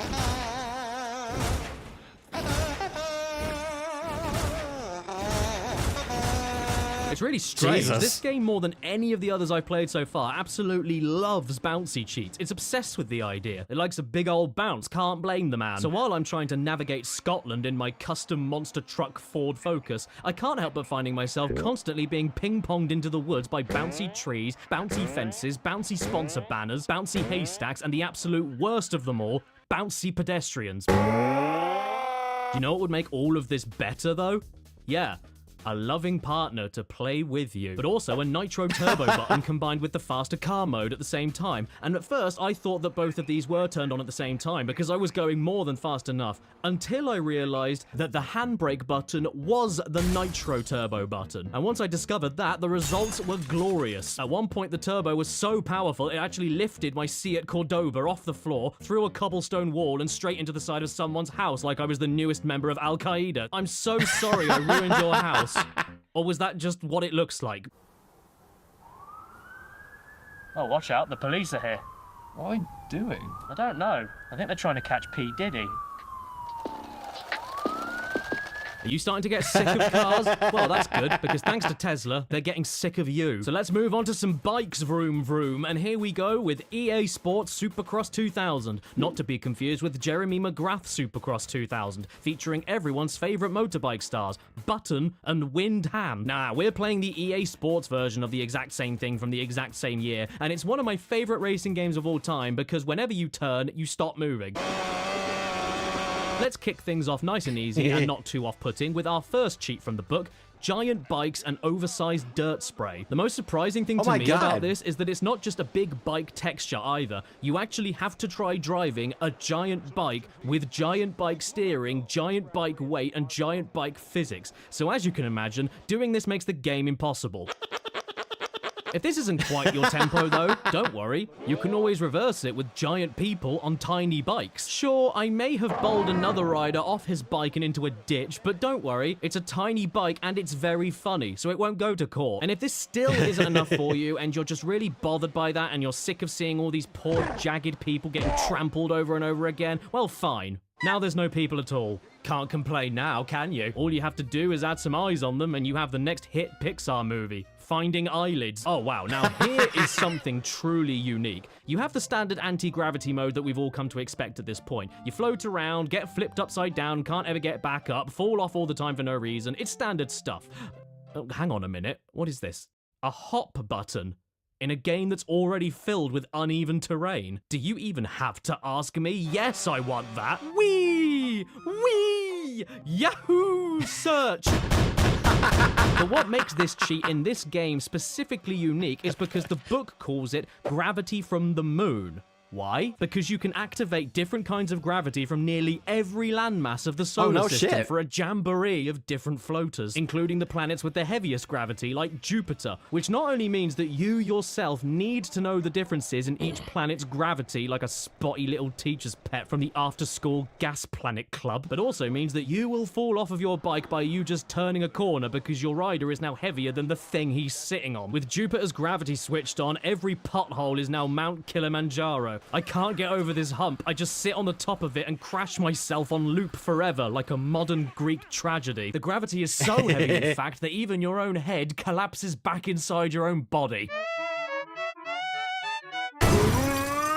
But then, there's gravity from Pluto, which even though may not be technically a planet anymore, will have its legacy remembered forever, with its gravity being displayed eternally in EA Sports Supercross 2000 for the PlayStation 1. Look at this Category 5 massacre. The racers can't even stay composed on the bloody preview screen. Everybody's completely lost it. Don't, stop, no, come back. You can't race up there, what about the mud? And once the race itself actually begins, well...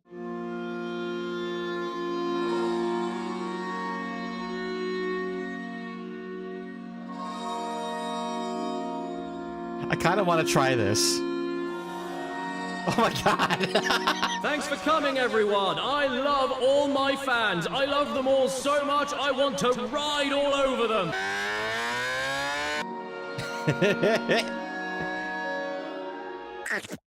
Oh no, I've left. Emmy, bringing the crowd alive with another of his patented stunts.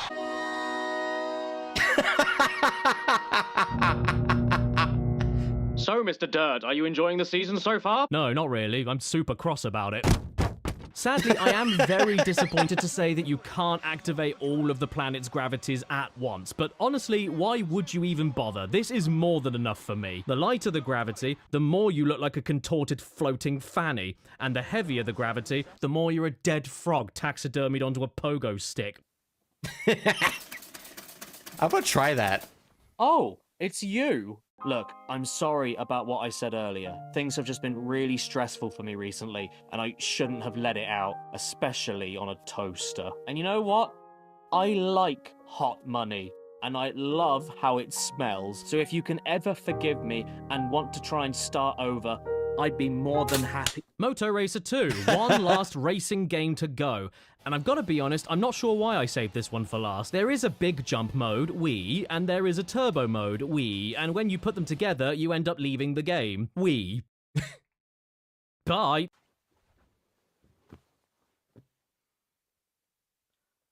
So, If you've been paying attention, or you're autistic, you probably noticed that out of the 230 games I mentioned were in this book, at this point I've actually played through and or listed 225 of them, not including the disc cheat games. And that's because I wanted to save my last personal favourite PS1 games from this book that I play just for the ridiculous cheats that they have. I couldn't categorize them into any other part of this video, and I also didn't give a shit. Die Hard Trilogy. This game is a classic for the amount of cheats you can pull off. Not just because they're all bonkers, but because you also have 3 different games in one package, each with their own unique gameplay styles and therefore own unique cheats specific to them. Starting off with Die Hard 1, we have what the book calls Skeleton Mode, which I would say is not the most accurate description, but as a massive fan of lines, I'm very happy. Plus, it doesn't stop the rescued hostages from treating being surrounded by armed thieves with a bomb threat like they're starring in the latest edition of RuPaul's Drag Race. Sometimes, though, you gotta be honest, the simplest cheats are the best, and that brings us to Fat Mode. Yeah, this is the good stuff. Every other part of your body is perfect, except the torso. Oh, please give me a second, lads. My kidney's at 10%. This is excellent. 10 out of 10. You're nice and round, the enemies are nice and round, the hostages are nice and round, and John McClane looks like a stop sign with legs. And yes, even the hostages strut themselves to freedom nice and roundly. Oh, hey, you can adjust the pitch of the speech in this game, too. I've always wanted to bring a Be round and strut your stuff. shotgun to Alvin's house. Don't worry, though, it gets better. Here is Silly Mode, where absolutely everything stays the same, except when the enemies start to attack you, they bend over backwards and stick their heads between their legs. Why? This is the best thing I've ever seen in my life. I am not playing Leapfrog with that. Don't let him get away. And yes, it still gets better. Experience the pain of Mother Nature as her resources slowly perish from the weight of capitalism by turning on Screaming Plant Mode.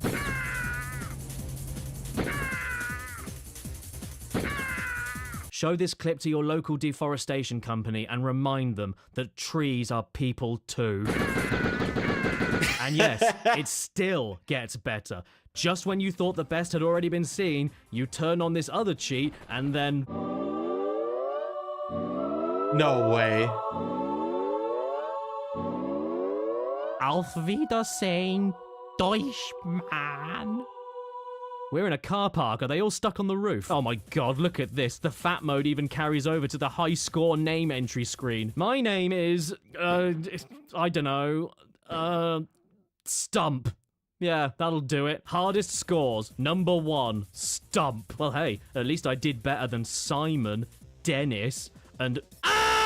Die Hard 2, isn't it? And with it being an on-rails first-person shooter, there aren't quite as many funny things to do as in Die Hard 1, but you do get access to 2 of the best cheats in the entire game, one of them being called Odd-Shaped People Mode. Huh? What are you talking about? There's nothing odd about this. Looks like a regular day in Washington Dulles Airport to me. Don't worry, honey. We won't miss the plane. I just need to use the toilet. I won't be long. This is unironically one of the most horrifying things I've ever... He did a long Dennis reference. Wonderful. ...seen, but not quite as horrifying as the second code for Die Hard 2. Fergus Mode. What? Who is Fergus? That is Fergus. And now, everyone is Fergus. Who's a hostage? Who's a bad guy? Beats me. If they're all Fergus, they should all be shot. This not only makes the game needlessly difficult, but now even more horrifying than before. Have you ever had to deal with a herd of fur guy running at you with machine guns while a single Fergus runs towards you begging to be saved from another Fergus? Uh-oh, you killed Fergus. Better kill Fergus to save Fergus!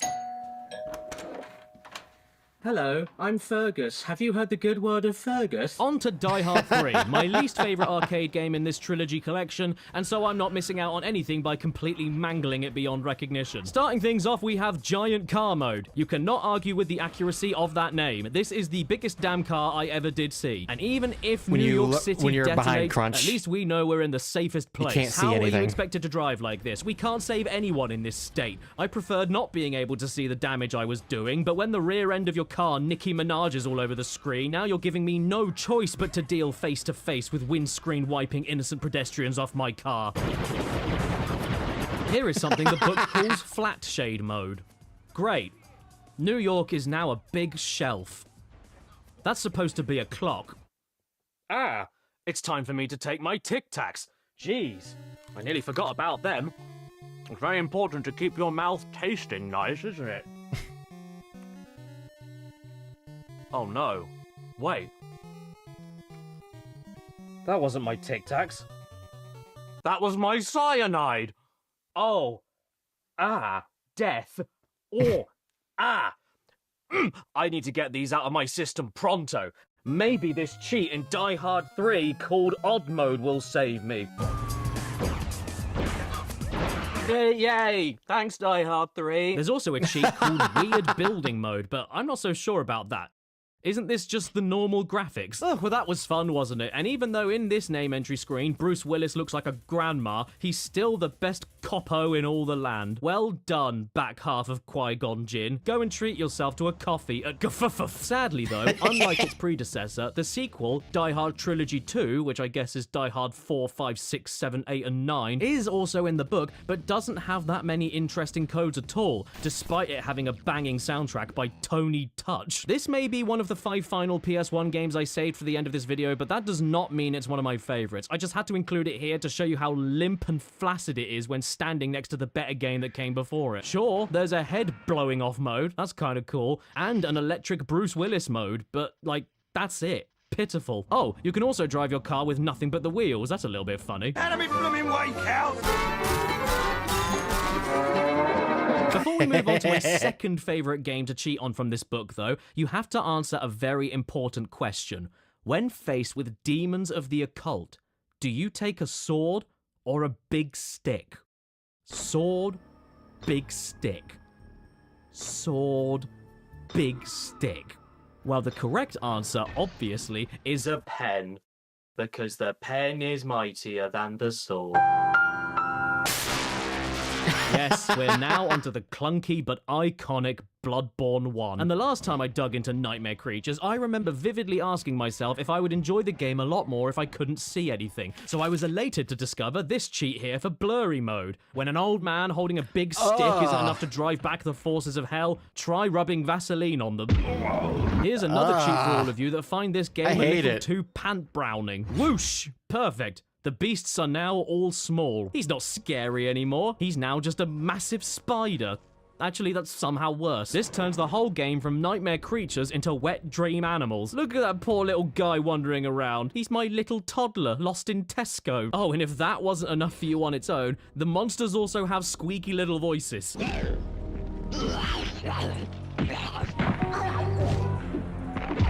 Oh no, my toddler!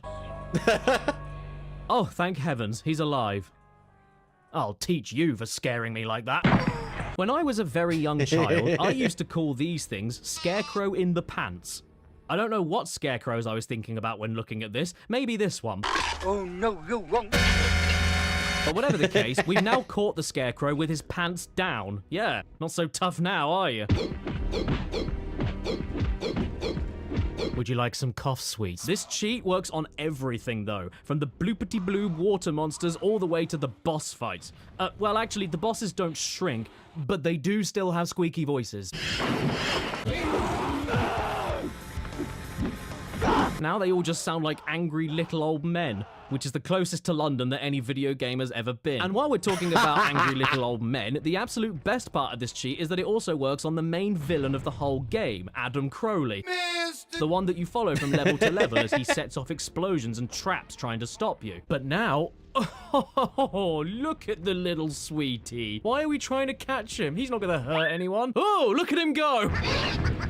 He's so mini, in fact, that he can't even throw dynamite over a fence and bombs himself.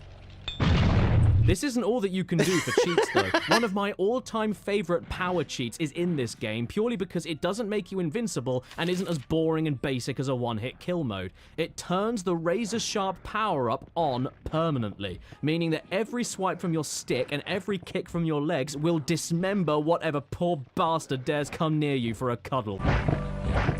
perfect for therapists everywhere. But why I like it so much is that it's not a guaranteed victory or anything. You still need to time your attacks, know the combos, you still need to block, and you still lose health if you screw up. It's purely there to give you a little boost to your attacks and lets you enjoy watching every limb fly off. Pre-Bloodborne and pre-Dead Space. This is so great. And yet, even then, there's still one cheat that I love in this game above all the other ones. You can play as the monsters, and they aren't just texture swaps or costumes. You have access to their entire original move sets as well. The fact this is even programmed into the game is amazing enough, but the added fact that it's hidden is the cherry on top. There was a small chance that nobody would have ever known that you could play as a zombie, waddle around like a drunk, not damage anything, and get a game over. My personal favorite is the completely hench mutant. You know, the one that's so buff he grew another face on his back. Oh, look! I wasn't expecting to see you here. Look, everyone. It's my identical cousin, Vaj! What is going on, man? This isn't even a fight anymore. We've just attached an electric motor to Ramen. Another fun one to play as is the man himself, Scarecrow in the Pants, because his dash attack is a giant bonk. Whatever your taste, there is a monster to play as for everyone. Whatever your preference, whether you like werewolves or mutant fly creatures rubbing their abdomen against a wooden switch. Oof. Nearly there. The second to last game of this video. But what is it? Well, it's a movie tie-in. It's based on a film starring Tom Cruise, which is about a mission that isn't entirely possible.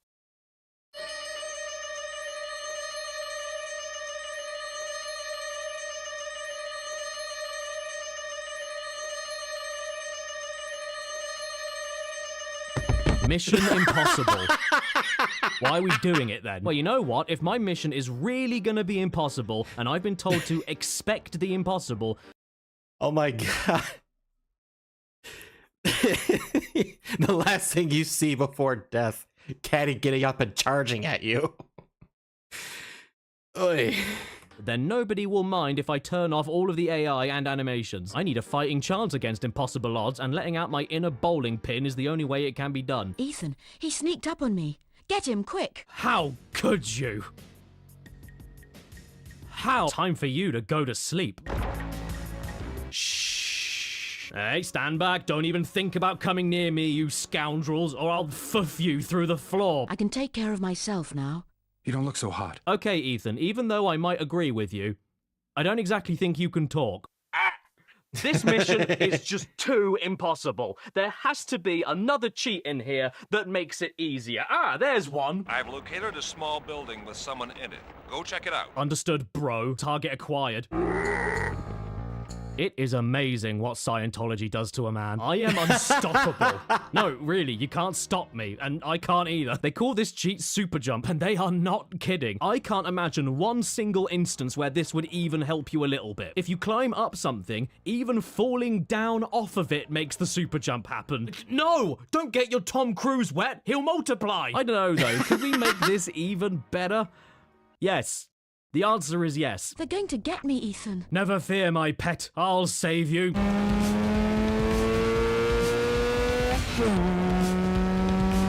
Sorry, I'll save you as soon as I can leave the room. Oh, I found the supercomputer. That was easy. You're going too fast for me, Ethan. Lady, please leave off me. I'm going too fast for myself. It's nothing personal. Oh, look at that. Great. I left the universe. How do you expect me to get back to you now, lady? Oh, there you are. What if I leave this cheat on, pick one of the stealth missions, and also turn on super jump? Don't worry, I'll be right back. No, really, I will.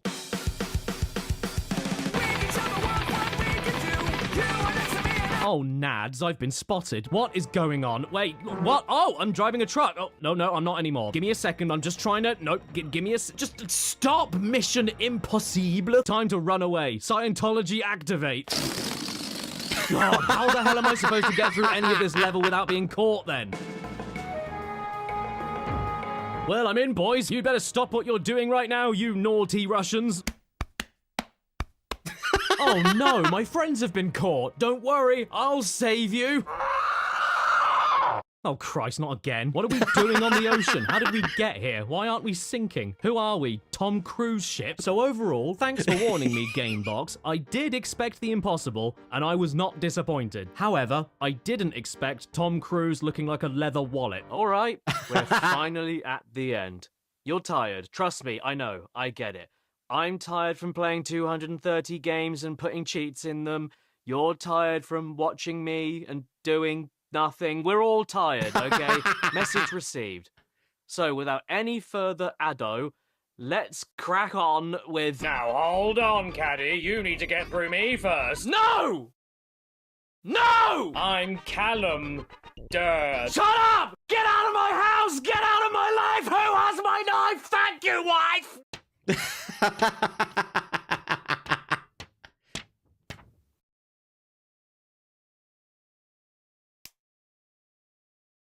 Wait.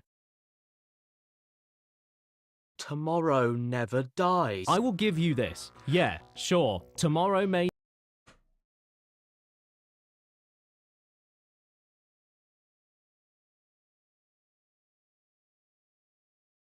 He's unhinged and he's a dad. He jokes like a dad. Daddy Caddy. Okay, now I'm doing it. May never die, but Pierce Brosnan's face muscles do. Whether or not you think that I saved the best cheats for last or that it was all worth the wait, I'll leave up to you. Because for me, as I write this part of the script, I don't remember why I put this game here or what the cheats even were. So starting us off, we have a nice subtle thing that doesn't really change much of the game. Invisible buildings. Bond, quickly, infiltrate the enemy stronghold. Where is it? Bond, watch out! The enemy has used the snow to hide a dozen bear traps on the floor. Oh yeah? So how about we fix the problem and get rid of the whole floor? Oh no, who's shooting me? I can't see where you are. Oh wait, I know. Invisible buildings. Make sure that none of you decide to go to the toilet. I don't know about you guys, but my favorite Bond movie is the one with nothing in it. Where in God's name am I going? I can't even figure out where the fence is, and I need to go and stop that helicopter before it sets fire to the air. The funny thing, though, is that even if you remove every single object in a secret agent stealth game, including the enemy bases, unless you have eyes on your ass, like me, you are going to get caught and game over, whatever the case may be. So, as an extra benefit for you, if you need it, there's also a cheat for running faster. Running faster, my wreck. Here's a mission where we have to rendezvous with Paris, the whole city, with a trench coat. Oh, dongs, I've been caught. Don't panic, James Bomb. There's always a way out. Have you tried going through the walls? Pierce Brosnan? More like Pierce through the walls. Wait, oh, dang it. I'm lost. I forgot what my mission was. Who am I rescuing? Who am I stopping? What secret plans am I stealing? What am I doing? Oh, okay, right. Listen here, you peeps. Here is the best cheat in the game, and maybe the best, most useless, most unhelpful, most ridiculous cheat I've ever seen in a PS1 game. In the book, it's simply titled Freeze All Objects, which sounds kind of basic, you know, kind of stock, but when it's actually in effect, it doesn't just freeze all the objects. It sticks them to James Bond's center of gravity and follows it around everywhere you go. Excuse me, sir, can somebody help me? I'm looking for a spot to park my BMW. And my dad's. Not to mention, it doesn't only freeze the enemies and objects around you, but even freezes the forward-facing axis of James Bond's bra. The name's oil. Sunflower oil. I can't even figure out what buttons I should be pressing to move forward. Even when he holds his gun, he keeps his arms locked to the same axis while aiming it. It's the most disorienting and repulsive thing I've ever seen. 007 may not be a very good secret agent going around and telling everyone his full legal name and occupation, but he's definitely useful for shooting people around corners. By the way, everybody, please take the time while watching this video to list all of the essentials you'll need when traveling to a hotel. Your car, a chair, a dead man, and a fence.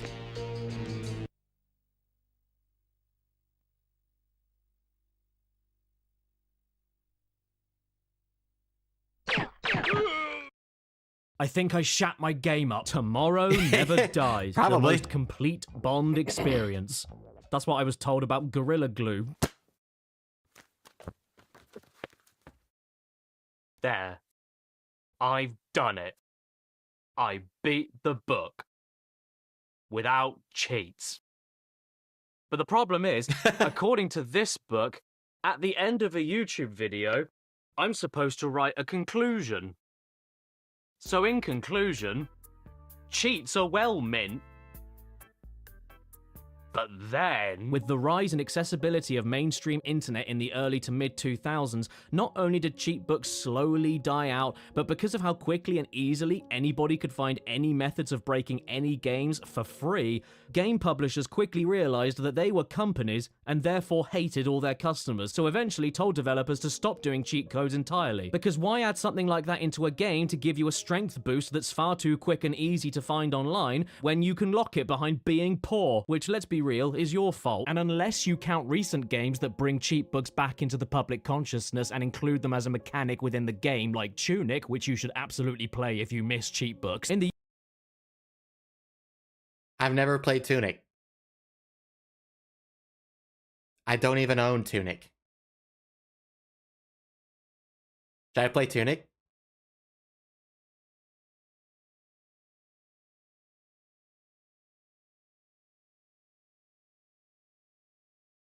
Looks cute. I do like cute games. I did play Gator Game. That was fun.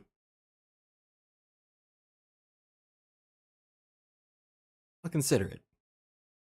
The UK, at least, the last remnants of any kind of cheat book that I remember seeing are these ones that I have here. The ones that came for free in the official PS2 magazine. The biggest PS2 cheats book ever, Volume 2, and every PS2 cheat ever, which is somehow half the size of the biggest PS2 cheat book ever, and that was only one volume. I hate reading books because books lie. And so in a desperate attempt to give their readers anything useful for free, the official PS2 magazine eventually lost their minds and included this absurd implement, the 2005 Hot 100 book, reviewing the best 100 PS2 games that talks to you like a Cockney pimp. Buy this slick filth, you tart! It reviews Kingdom Hearts while complaining about things that are dangerously close to a slur. They review Max Payne without mentioning a single bad point towards the game, and then give it a 7 out of 10. They review Metal Gear Solid 2 better than Metal Gear Solid 3, which, honestly, I agree, pretty base. And they even call Resident Evil Code Veronica bloody terrifying. I so want to enjoy this.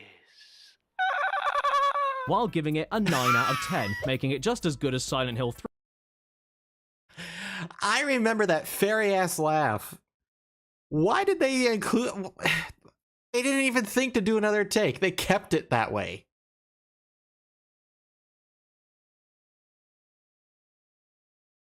I hated Veronica. That game fucking sucked.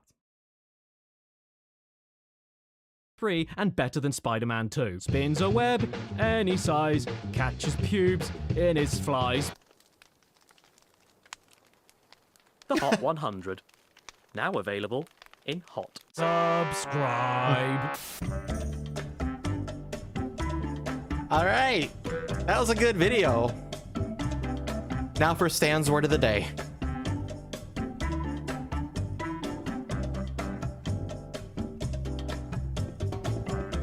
That was a really good video. I really enjoyed that.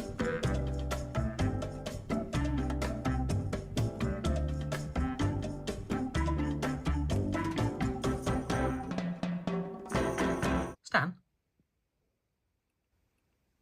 Rest in peace, Pope Francis. You would have loved Donkey Kong Bonanza. It got him!